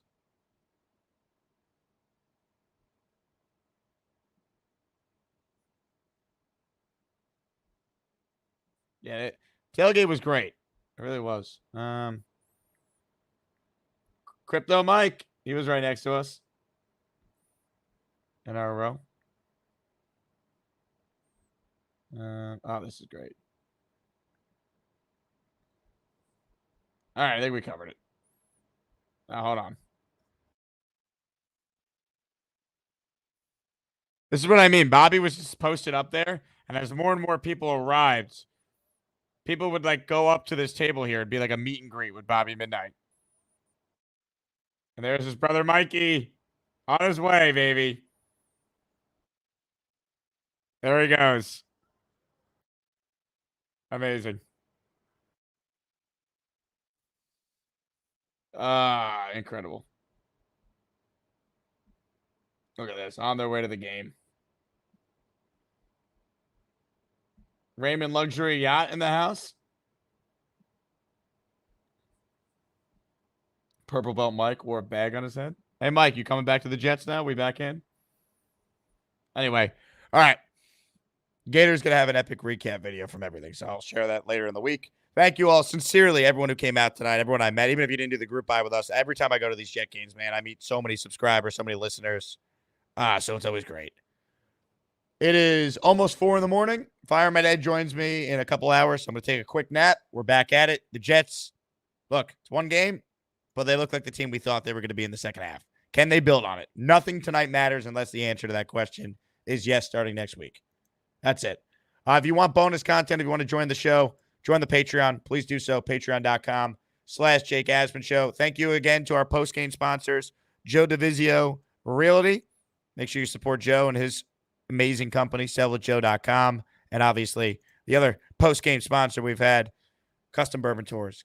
Book your next trip down on the Kentucky Bourbon Trail at custombourbontours.com. Jet fans, you guys are the greatest. As Maniacs, you already know that. Victory Friday, baby. Let's go. The New York Jets. Have some hope. That's the bottom line. All right, everyone. Have a great night. And look, one day at a time. We're back tomorrow, so quick turnaround. Thank you again, everyone who came out tonight. JETS. Jets, Jets, Jets. Let's go, baby. Anyone check in on Boy Green? So we're going to get into all of it here. Again, my name is Paul Eston Jr., a.k.a. Boy Green. I'm the New York Jets digital reporter for Heavy.com. We come 2 hours after every final whistle here for the post-game show. And I'm going to be honest. The only good thing that happened to me late tonight, early this morning, was making sweet, passionate love to my fiance, which I did after the article was written and that kind of stuff. That's the only good thing that happened. Not great. Terrible.